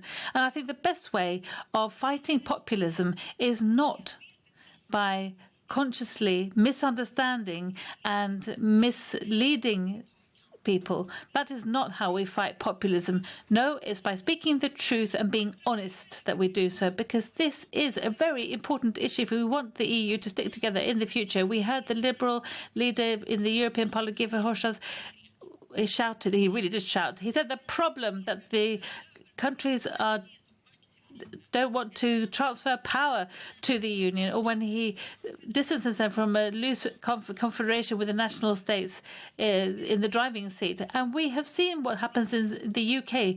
They made the decision to leave the EU, and we've seen the forces against the EU. And still, it's so difficult to understand. It's so difficult to understand that there's a need for a balance and to understand what decisions should be made in Europe and what should be made in Sweden. Are we, the Christian Democrats, alone in the wish to have a lagom EU for the future? Thank you. Thank you. Rejoinders requested by Prime Minister Stefan Löfven, Jonas Sjöstedt of the Left Party, Jan Björklund, the Liberals, and Isabella Lövin, the Green Party. Prime Minister Stefan Löfven of the Social Democratic Party first. Tack, fru talman. Precis som Moderaterna. Thank you, Madam Speaker. The Christian Democrats also try to put a stop to protection for employees and abuse of people. And what Christian Democrats in other countries decide to work to improve the living conditions of all over Europe. And I work with Christian Democrats in other countries to do that. Fair jobs, equality. The Christian Democrats choose to vote no. However, it's perhaps not that surprising, since the Christian Democrats have opposed basically every single step that we've ever taken to increase gender equality, general equality, and when your MEPs choose not to even stand up for the women's right to an abortion. Why is it that Christian Democrats in other countries can understand the significance and need for social reform, for equality, gender equality, and equal opportunities, whilst you're combating it both in Sweden and in the EU? But once again, the Prime Minister gives the wrong facts that I've already corrected in my original address, so I'm not going to repeat that once again. I don't know whether the Prime Minister, what he is after here with regard to posting directives or the working time directives. I don't know whether that's what you're referring to here, Prime Minister, but the Christian Democrats in Sweden, we have learned quite a lot from the process that we've just been through, where we finally managed to include an exception for Swedish collective agreements. The trade union movement and the Prime Minister's own government, they were concerned the whole way through throughout these negotiations, haven't you learned anything about how isolated Sweden was in the Council of Ministers and how close we came to not actually manage to safeguard the Swedish model and Swedish workers' right to have their own model for how we handle labour market issues in Sweden? Prime Minister Stefan Löfven, thank you, Madam Speaker. Well, for the Christian Democrats, it's not about where decisions are made. You voted against a more equal parental insurance here in Sweden and in the EU. And you voted in favour of introducing the care allowance here in Sweden, which means that women are being pulled back into the homes and find it more difficult to get out into the labour market. You voted against the EU social pillar. Equality and equal opportunities are basic parts of a democracy, and we see right now a development where these values are being threatened and challenged by right-wing extremists. So it's very important that we all stand up against all this, and it's sort of worrying to hear the choices made by the Christian Democrats. And I note that Ebba Busch Thor is saying that she normally doesn't take a rejoinder against Annie Lööf because we usually share opinions. She doesn't speak up against the Sweden Democrats in a rejoinder, and she's prepared to work with right-wing extremist parties, both in Sweden and now at EU level. What is the Christian thing about that? Ebba Busch Thor, varsågod. I think the Prime Minister is really sort of being undignified and not specific in his rejoinder. I don't quite know what to answer or how to respond. I think it's important for a good Christian Democrat who also supports Christian values, not a specific religion, but has this safeguard the basic idea, fundamental idea of the EU, which is peace and freedom. And this is threatened because the super state people who think that you can transfer area after area to the EU level and think that the Swedish population and other people around Europe are going to keep supporting the EU. We can see what happened in the UK if you take that route. I'm not prepared to take that route. And as regards the quotas and parental leave, yes, I think that women are smart enough to make a decision with regard to our parental insurance with our partners. I don't want other people to tell me, the nanny state or anybody else in Sweden or in the European Union. Thank you. Thank you. That concludes this round of rejoinders. Is concluded. Jonas Sjöstedt now for a rejoinder. Thank you, Madam Speaker. The Christian Democrats emphasize law and order, national competence and subsidiarity. And as it happens, it's always important to have lagom and just enough, because you can use it to vote against the way you're doing in the Swedish Riksdag, the Swedish Parliament. But it fails to be coherent and logical in one area, the requirement for a social protocol in Europe, where Swedish legislation and collective agreements would take priority and precedence over EU provisions, so that the Laval Act couldn't go in and regulate things over collective agreements. So it's a protection of the Swedish model, the right to sign agreements, the Swedish legislation, which reduces EU's power over Swedish politics, increasing the safety and influence and co-determination of workers. But at that point, the Christian Democrats say no. The EU should be there in every detail, regulating even court cases impacting the Swedish labour market. Ebba Busch Thor, well, it's about us looking at this from another perspective. We want to safeguard the EU that we have, that construction, and not weakening it by trying to erect a new pillar when the pillars that are already there are not strong enough as is. We think that's the wrong way to go. For example, with the social pillar, because these are competencies that shouldn't be at EU level. And if we do not transfer those competencies, well, then we do not have the same need for entering into the other areas, and that is why it's so important to look at subsidiarity so that we have the right decisions at the right level. Jonas Sjöstedt. Ebba Busch Thor, Madam Speaker, she says that the party has a different approach, a different angle. I think you're doing it from the right, as it were, because the conclusion is always that the worst option for workers is what the Christian Democrats will present to their position, regardless of how they argue in other points. I haven't even mentioned the social pillar in this argument. I mentioned the social protocol. This would mean that we would have less EU influence over Swedish labour laws, more determination at home, less detailed provisions, fewer of such, and they would resolve problems we experienced for decades prior to the social pillar even being discussed, well before. And suddenly the Christian Democrats are saying, no, we don't want to. We don't want that. I don't think this is about principles at all. I think this is about right-wing politics taking precedence at the expense of the workers' rights. They always come second. Ebba Busch Thor. Well, thank you, Madam Speaker. Jonas Sjöstedt. As a matter of fact, that is what it's all about. It's about principles. The decisions that have been made at EU level should be complied with by all countries, including Sweden. And then we have to make sure that we make decisions that we're allowed to, that we can back up as well. Now we're discussing rules and regulations having to do with collective bargaining agreements and what conditions will apply for workers across the union. And we now have a line that has won that is saying that this should be extended to go beyond the core of the collective agreements. And that is another typical example showing that Swedish workers end up in a difficult situation when we transfer more decision-making rights to the EU. And no one can't say today what this will mean for Swedish wage earners, as we have to keep decision-making powers at the right level. Thank you. That concludes this round of rejoinders. Jan Björklund for the next rejoinder. For the Liberal Party, you have the floor. Fru talman. Madam Speaker, climate policy is an important matter in the EU elections, and one such important component is energy policies.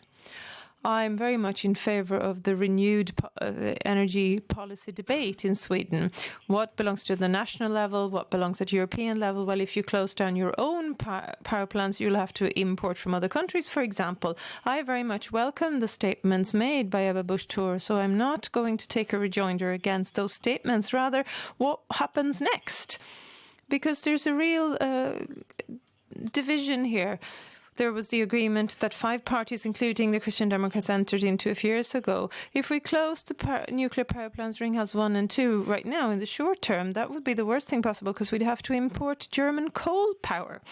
And we'd be reliant on coal-based energy production. We tabled a proposal in the committee a week or so ago to keep these power plants, and you voted against it. I'd like to know more.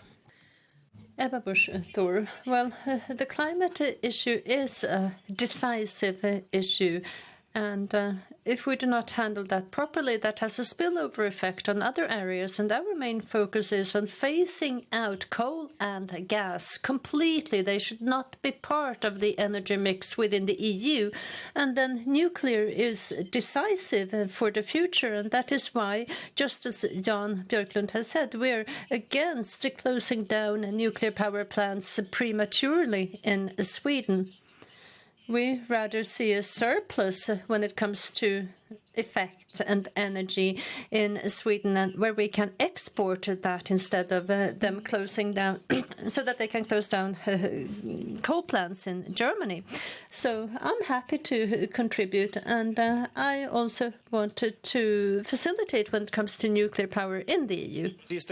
Thank you. Jan Björklund, well, that's precisely what I've heard her say in the election campaign last autumn, so I was so surprised when the Committee for Industry had this proposal and they voted against, together with the Green Party and the Centre Party and other who oppose nuclear power. I understand that this is due to the energy agreement, but at some point the Christian Democrats will have to choose. Either you respect the agreement or you vote against, and you cannot just hold this off because reactors are due to be shut down very soon. So I hope you'll take a new initiative whenever that happens, so that you vote in favour to keep Ringhals 1 and 2. Are you prepared to do that?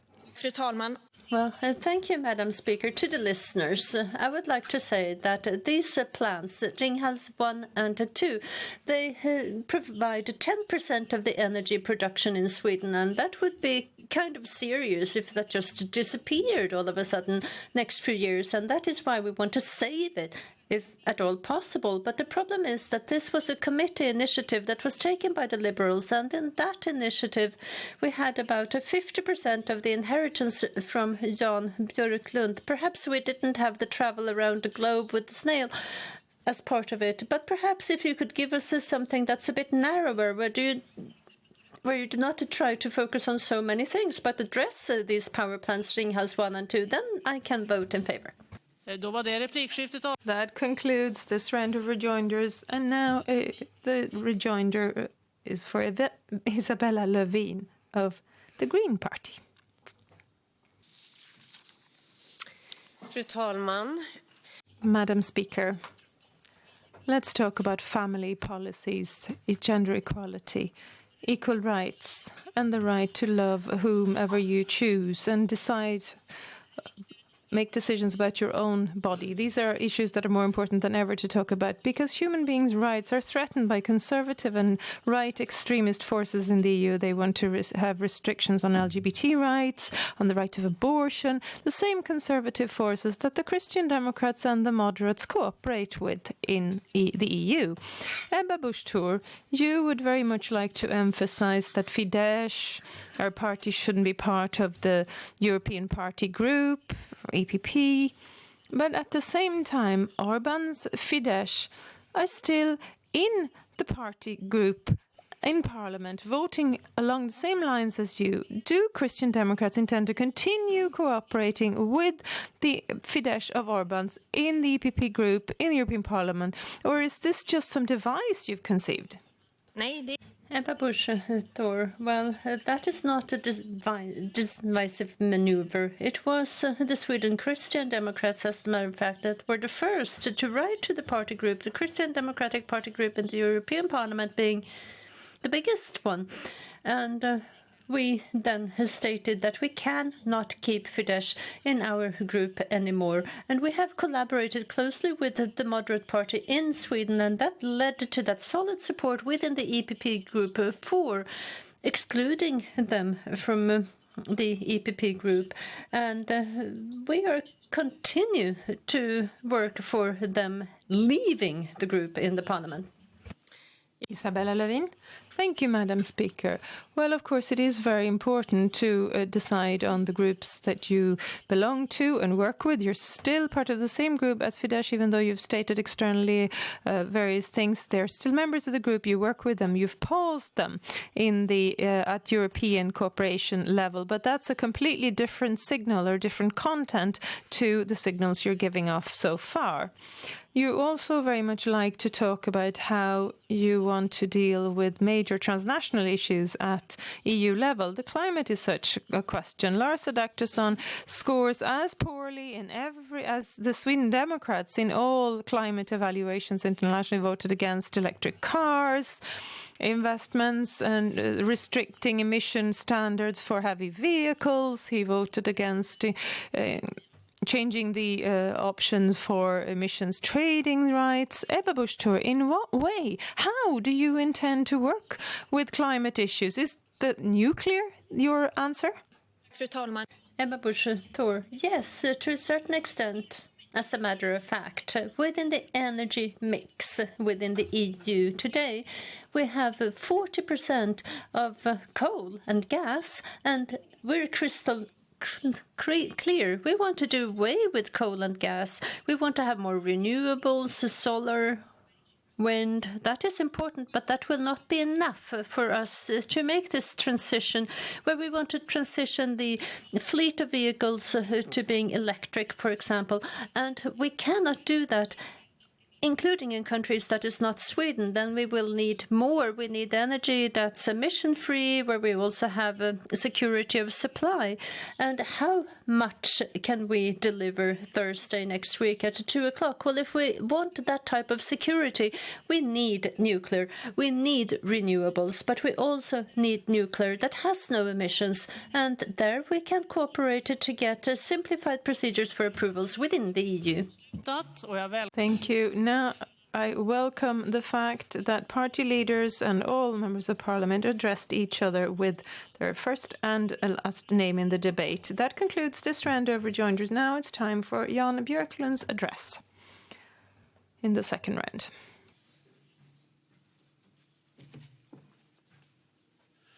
Fru talman.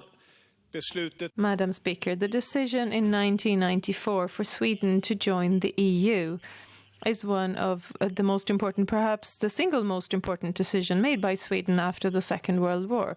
The value of EU cooperation cannot be overestimated for this country, with very significant economic growth and more welfare, stable environment with neighbouring countries in peace and democracy. I'm struck in this debate by how many are here today who, when talking about these positive features, all agree, oh yes, it's extraordinary and amazing, this EU business. And they all agree on one more thing. The decisions, they say, which can only be resolved through cooperation at international level, need to be made within the EU. All the other decisions should be made at home. And everyone's saying that. There's no point even arguing about that point because everyone is of that opinion. So the issue at stake, the dilemma, is that we have differences of approach in what it takes to and what should be dealt with at international level. Everyone's mentioning the climate, for example, and work and welfare and the financial crisis and combating crime and refugee issues. Everyone's talking about how we should cooperate, and they truly belong, all these issues, at international level. But when push comes to shove, most of the people in here will vote against measures that could rectify and remedy this. A European FBI, prosecutors agency, defence cooperation, etc., etc. There are no votes at the end of the day. So the words of saying that you need to work together in all those issues where countries can't find solutions by themselves, they don't mean anything. We need to let go. We need to have the courage to take the plunge. We need to resolve the economic problems and the problems before we're struck by the next financial crisis. There aren't any major problems in that respect right now. We're in an upturn in the business cycle. But before we get to the next downturn, we need to cooperate, stabilise. We need to resolve problems before the next refugee crisis occurs and deal with the climate crisis, because that is upon us. Thank you. Jimmy Åkesson, Sweden Democrats, Jonas Sjöstedt, Left Party, and Eva Busch Thor from the Christian Democrats have asked for rejoinders, and we will begin with Jimmy Åkesson.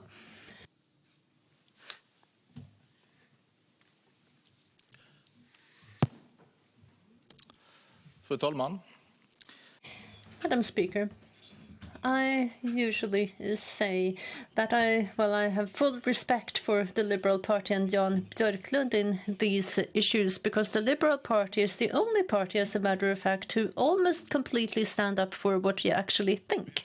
And you do that in public. And that was why I was sort of disappointed when I saw your posters for the European elections, where you talked about, if we want to be able to work and travel in Europe. But that is not what you really want. You want to transfer power to Brussels so that they can make decisions. That is what you want, and you should write that on your posters. And I do not understand how come the Liberal Party is willing to send another 15 billion at least to Brussels, 15 billion of our tax money. That's almost as much as we have in the guaranteed pension scheme, or that we spend on cancer treatments in Sweden. So we should use that money in Sweden. How come you want to send it to Brussels? Fru talman.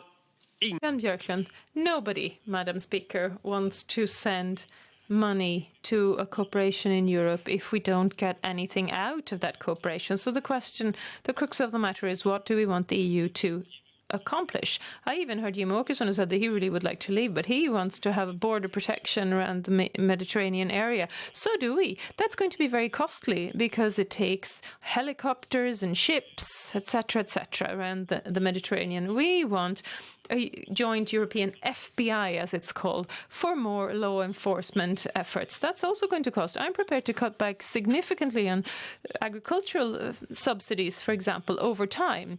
I'm not eager to send money, but it's going to be required. We will invest, and will have to invest more in EU cooperation, because we want to focus on more areas and work together in more areas. It's not about just sending more money for the sake of sending money.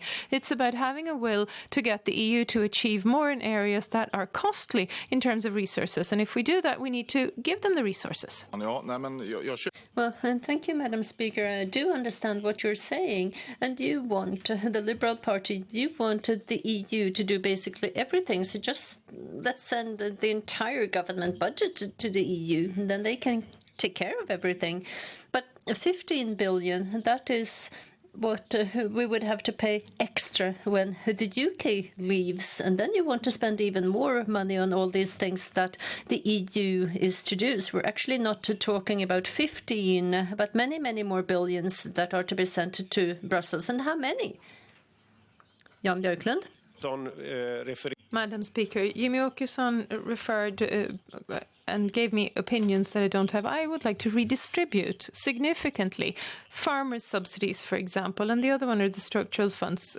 Quite a large amounts of money that can be redistributed, and the moving back and forth between Brussels and Strasbourg is another point. But my assessment is that, yes, there will be enough to have everything controlled from Brussels. I apologize. 8,000 of 100 controlled through Brussels. I think there's an additional point or two if some of these proposals go through. I don't think it's going to be more than that. And that's going to determine where the money is used in the end. If we can enhance the salvation efforts in the Mediterranean, if it's for law enforcement and helicopters and ships in the Mediterranean, I'm prepared to pay that, but not for more farm subsidies. And that round of joiners has been closed, and we continue with Jonas Sjöstedt from the Left Party. Well, thank you, Madam Speaker. The Liberal Party has had a kind of a difficult start of this election campaign, with Cecilia Wikström having had many extracurricular activities, and she had to leave. And then Adit Abdu, the second on your list, has been known to cheat when it comes to restaurants and wages to waiters. But what hasn't been addressed is the fact that you get a lot of money from big corporations because they want to influence. Here we have Monsanto, for example, and this is the chemical giant that we know is ill-reputed. Google is another example, well known to avoid taxes, and Uber as well, who tries to avoid everything and anything that has to do with workers' rights. And these corporations give money to the Liberal Party. Is that appropriate? Madam Speaker, we have very different stances in different parts of Europe on these issues. In Sweden, we have much higher requirements. That type of suspicion that Jonas Sjöstedt mentioned shouldn't be pronounced.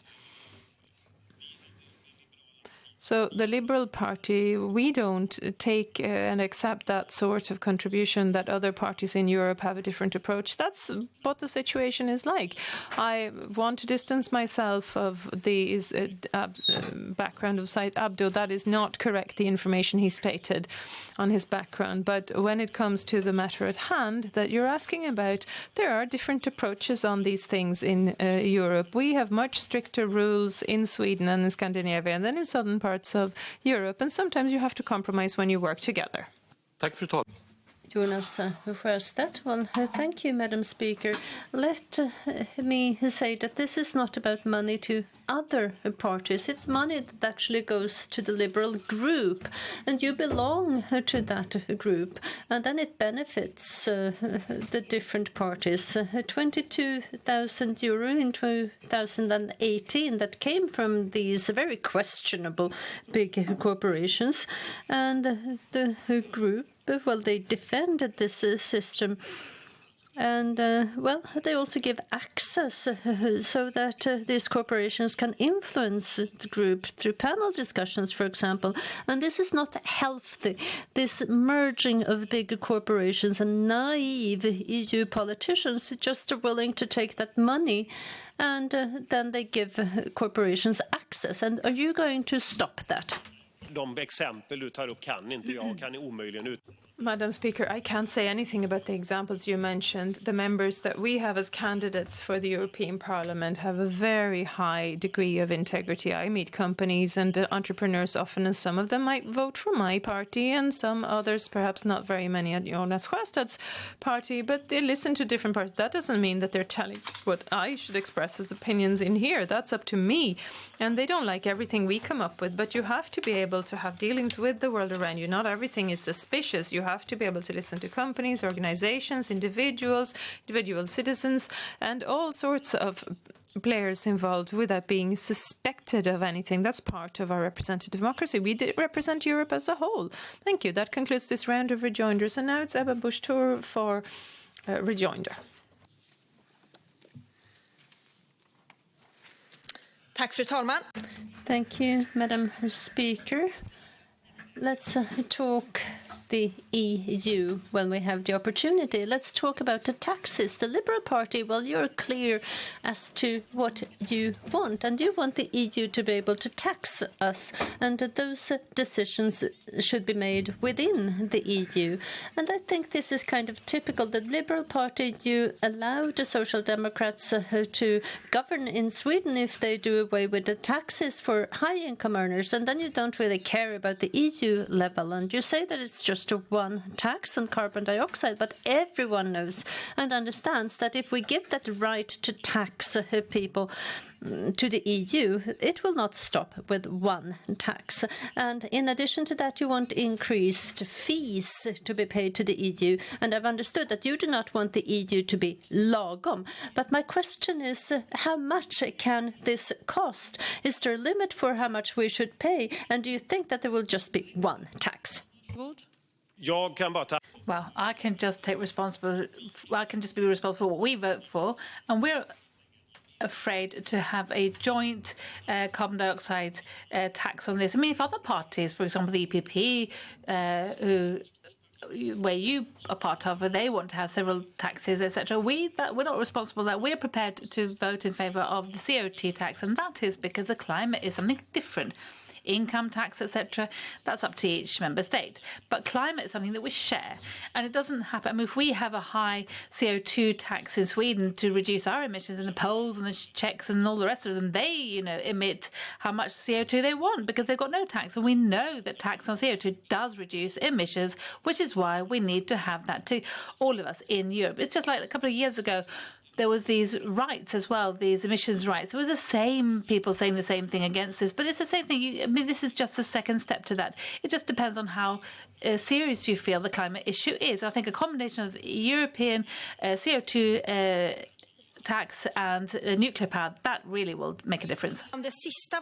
I agree on the last part about nuclear. We, the Christian Democrats, believe as well that it's right to do more and continue to work with emission rights. But the Liberal Party, perhaps now you're just one tax on carbon dioxides. But just as you've said, Jan Björklund, you're not the only political force in the EU. We also have the Commission, and they have proposed to do away with the veto within this area. And that is why they want a supranational corporate tax. And if we open up for this possibility, we're just opening up for a flood of EU taxes. And we have just managed to do away with some taxes here in Sweden, and we shouldn't start all over again.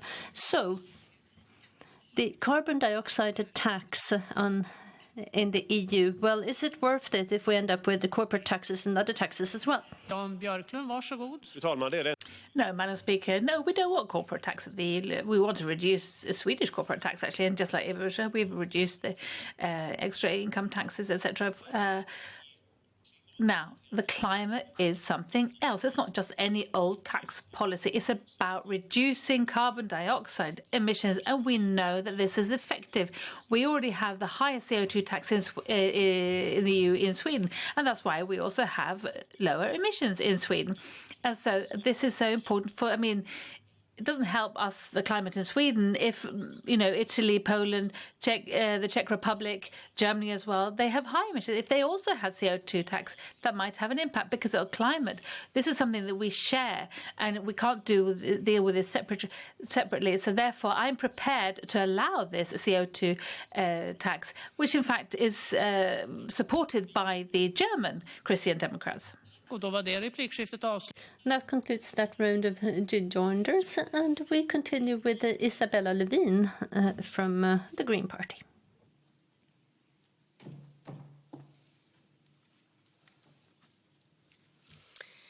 Fru talman. Madam Speaker, this debate yet again has made clear where we have the big dividing line in politics today. In the election campaign leading up to the parliamentary elections in Sweden, the moderate party, the Christian Democrats and the Sweden Democrats had no proposals whatsoever when it came to the climate.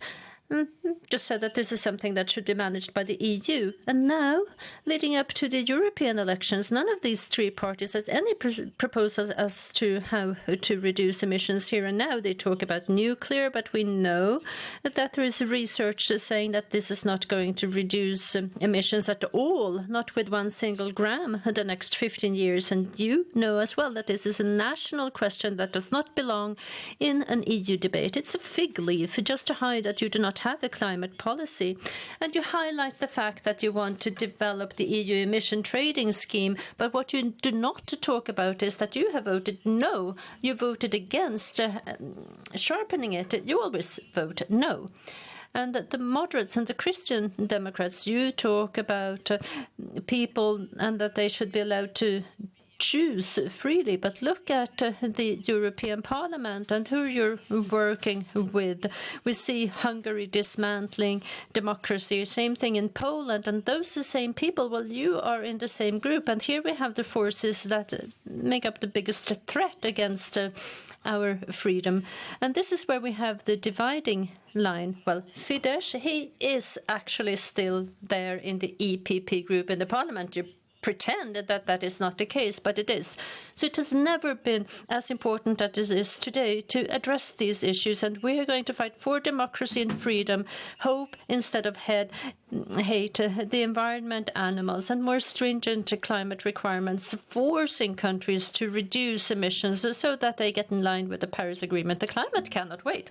Thank you. Rejoinders have been requested by Annie Lööf, Jonas Sjöstedt, and Jan Björklund.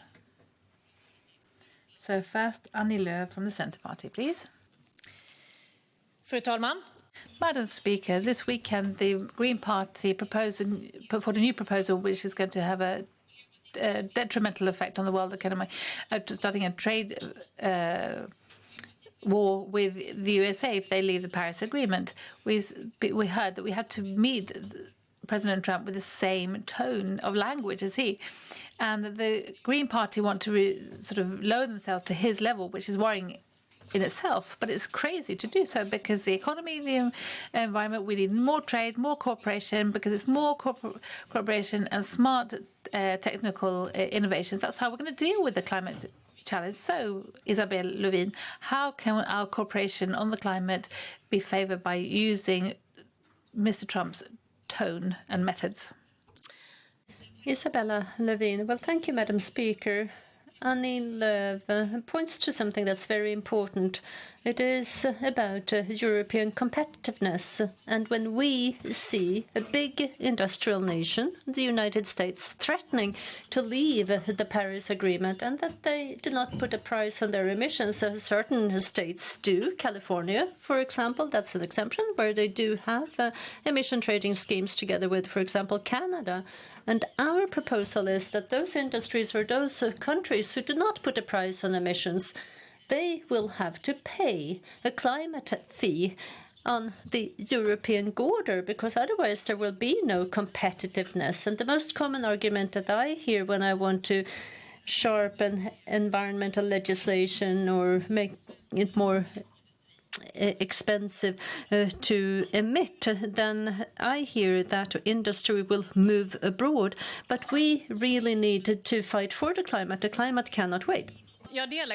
Madam Speaker, I share your ambition that we need to make our global cooperation stronger when it comes to this, but I'm rather surprised by the way you wish to do so, where you want to favour this cooperation. Alice Kunke said a couple of days ago, quote, President Trump has clearly shown his irrational behaviour when he uses his trade war weapons. We need to meet him using the same tone and tact when he's trying to work against us. So we can't sort of, I mean, when it comes to transition, companies need to be on board, and we chucking out Sweden and Europe into putting them into a trade war with Trump's United States. That's the wrong way to go, because Swedish jobs and for the Swedish economy and for Swedish companies, that's not going to be good. And I believe more in cooperation than conflict. So Isabella Lövin, how can a trade war, because that's what you propose between the EU and the United States, is going to favour Swedish jobs and our work on the environment and climate? And what other working methods would you wish to copy from Mr. Trump? Fru talman. Isabella Lövin. Well, thank you, Madam Speaker. We have never talked about the trade war. However, we need to protect Swedish-European industries so that other countries cannot dump their merchandise in our markets at a much lower price, and then the climate will have to pay. So we have our emission trading system, and obviously most parts of the US do not participate. And that means they can manufacture much cheaper compared to Europe. We have increased 5 times the price on emissions by reforming our scheme, and Sweden was one of the driving forces. And we ended up with a good position. And Sweden and I, amongst others, made this happen with the Council of Ministers taking a much more ambitious position. And that is why we have accomplished change. But other countries do not have to pay anything. And the climate needs us to do something now, and we need to do everything we can. That's the end of that round of rejoinders. Next, Jonas Sjöstedt from the Left Party, please. Tack, fru talman. Thank you, Madam Speaker. Isabella Lövin. Now, a decisive factor when it comes to success or succeeding to reduce emission, that is that the EU stops subsidising things that destroy the climate, which it does, actually. One example of this is, for example, the fossil fuel terminal that is being built in Gothenburg. That's going to be imported and it's going to be sold to maritime, traffic, industries, etc. This is a project which is not defendable when it comes to the climate, and I'm surprised that the Green Party hasn't opposed this project. Now the EU is saying that this is a prioritised energy project for the European Union, and it opens up the possibility of receiving support from the EU. Isabella Lövin, can you assure me that you're going to put a stop to this type of EU subsidies and say no to the EU in that context? Tack. Isabella Lövin. Well, thank you, Madam Speaker. The Green Party were crystal clear when it comes to the fact that we should not give subsidies to what is fossil. That should stop, because this is destroying our climate. And we know that, unfortunately, still today, we have those subsidies in the EU, in Sweden, globally as well. Subsidies to fossils. And we work against that, and we're very clear. And I have done what I can, being a minister, to ensure that we work in Brussels, in the EU, to ensure that all EU policy action is in line with the Paris Agreement. We cannot sign the Paris Agreement one day and then just continue business as usual within the EU with policy action that makes it more difficult to reach what we have signed off on in the Paris Agreement. We all know that, and we know that the EU, well, it's a big machinery, a big process, and Sweden and the Green Party, our government, will really do what we can to make the EU climate smart. Madam Speaker, thank you, Isabella Lövin, for your answer. It seems that the Green Party, you don't want to support this terminal in Gothenburg, and that's very pleasing, and to receive that information, because we don't want us to sort of stick to fossil fuels in that way. But my question to Isabella Lövin now is, can you also say this to the government? Will the government say no to receiving EU funds to build this fossil gas terminal in Gothenburg? Are you going to stop this with reference to the climate? Isabella Lövin, varsågod. My final rejoinder, Isabella Lövin. Well, thank you, Madam Speaker. We have a very ambitious climate law in Sweden, where we have said that we're going to reach basically zero emissions 2045. And we also have in the January Agreement agreed that we're going to review all relevant legislation so that it's in line with that Climate Act and our objectives. And we work actively right now to look at how we can bring that Climate Act into all relevant legislation. And I know that this discussion about the fossil gas terminal, but it's something important, and the government cannot right now make such a decision. It's about investments made by those who own the land, and we have to simply get back to you. But our line is crystal clear. End of that round of rejoinders. Next, Jan Björklund from the Liberal Party, please. Fru talman, sen några... Madam Speaker, for a number of years now, the EU also has an energy policy cooperation, the Energy Union, as it's called. Two aims. One is to reduce CO2 emissions, and the second is to reduce our dependence on Russia, even that's not actually said expressly, but that's the aim. Now, the problem is that the biggest country in Europe is going in, the EU's largest company is going in the opposite direction as regards both these matters. Germany is increasing its CO2 emissions at the moment, and they're making themselves more dependent on Russia because they are expanding the Russian gas supplies from Russia, and they're phasing out the nuclear power stations, which is why they're increasing their gas imports, which is why they're becoming more dependent on Russia. So, Isabella Lövin, do you want Sweden to do the same? We phase out our nuclear power. What conclusions can you draw of the consequences of what we see, what's going on in Germany, and therefore, if we pursue the policies of Isabella Lövin? Isabella Lövin. Well, thank you, Madam Speaker. Thank you also to Jan Björklund. We have completely different preconditions in Sweden compared to Germany. I think that each and every country should be allowed to decide on energy mix and energy policy. And then we have the Energy Union, where we can benefit greatly from a collaboration between countries, where we can transfer power capacity so that we can build a renewable energy system. If we have winds blowing North Sea, we can use that surplus in other parts of Europe. And if we have sun in southern Europe, we can use that in the northern parts. Same thing with hydro.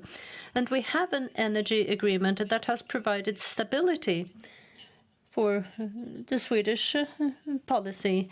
And this is also something that's welcomed by trade and industry in Sweden. And to do what you want, Jan Björklund, that would lead to a great deal of uncertainty, and we're not behind that. Björklund, varsågod. Ja, fru talman. Madam Speaker, well, how stable this agreement is, we'll see, because the pleasure that you show with this agreement is being it wasn't really quite shared by Ulf Kristersson or Ebba Busch. They want to sort of be outside that agreement because the pleasure that you show, I mean, it is your that is your policy. You want to phase out nuclear power. That's your whole policy. And the problem is not who's happy here. No, the problem is that CO2 emissions will increase. And then Isabella Lövin says, well, let's expand wind power. That's fine for me. But, you know, when it's not windy, we need electricity. We, you know, not all televisions and computers have to be turned off as soon as we don't have any wind, and then we have to import. Then we'll import from Germany. Isabella Lövin, that's exactly what's going to happen. If it had been climate smart electricity, that would have been all well and good.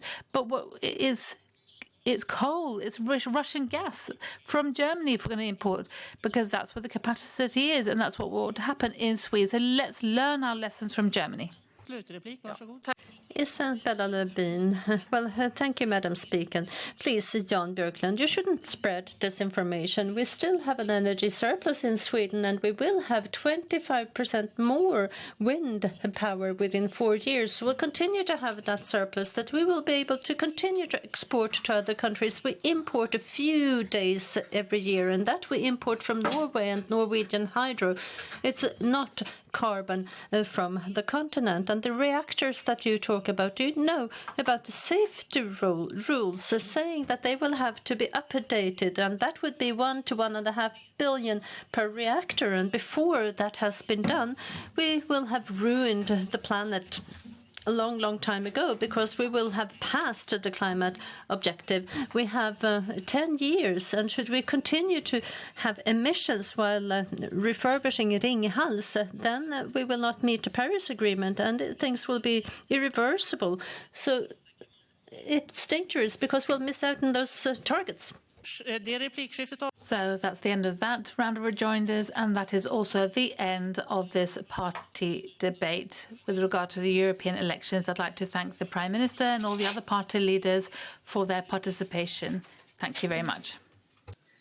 Och kammaren övergår då till att behandla övriga ärenden. Punkt 2, anmälan om ny riksdagsledamot. Jag anmäler att Ann-Sofie Livenhagen, Moderaterna, inträder som ledamot i riksdagen från och med den 2 maj. Punkt 3. Meddelande om återrapportering från Europeiska rådets möte. Jag meddelar att återrapportering från Europeiska rådets möte den 9 maj äger rum måndagen den 13 maj klockan 11.00. Punkt 4. Anmälan om faktapromemoria. Jag anmäler att en faktapromemoria har inkommit och överlämnats till utskott enligt föredragningslistan. Punkt 5-7. Ärenden för bordläggning. Ärenden på föredragningslistan anmäls till bordläggning. Punkt 16-22. Ärenden för debatt och avgörande. Kammaren övergår då till att behandla arbetsmarknadsutskottets betänkande nummer 9, arbetsrätt. Först anmälde talare Hanif Bali, Moderaterna. Varsågod.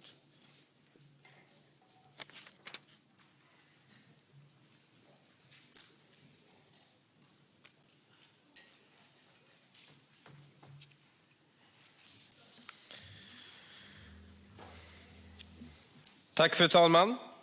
Idag ska vi debattera arbetsmarknadsutskottets motionsbetänkande AU9 om frågor rörande arbetsrätt. Vi inom Moderaterna har några modesta förslag för att förbättra svensk arbetsmarknad och tillväxt.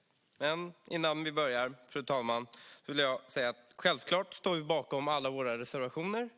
Men för tids vinning yrkar jag enbart på reservation nummer 1. Moderaterna anser att det är hög tid att förbättra rörligheten och matchningen på svensk arbetsmarknad och ge fler möjligheter att få ett arbete. För detta ska vara möjligt behöver turordningsreglerna reformeras. Moderaterna vill se turordningsregler som i högre grad är baserade på kompetens. En turordning som i högre grad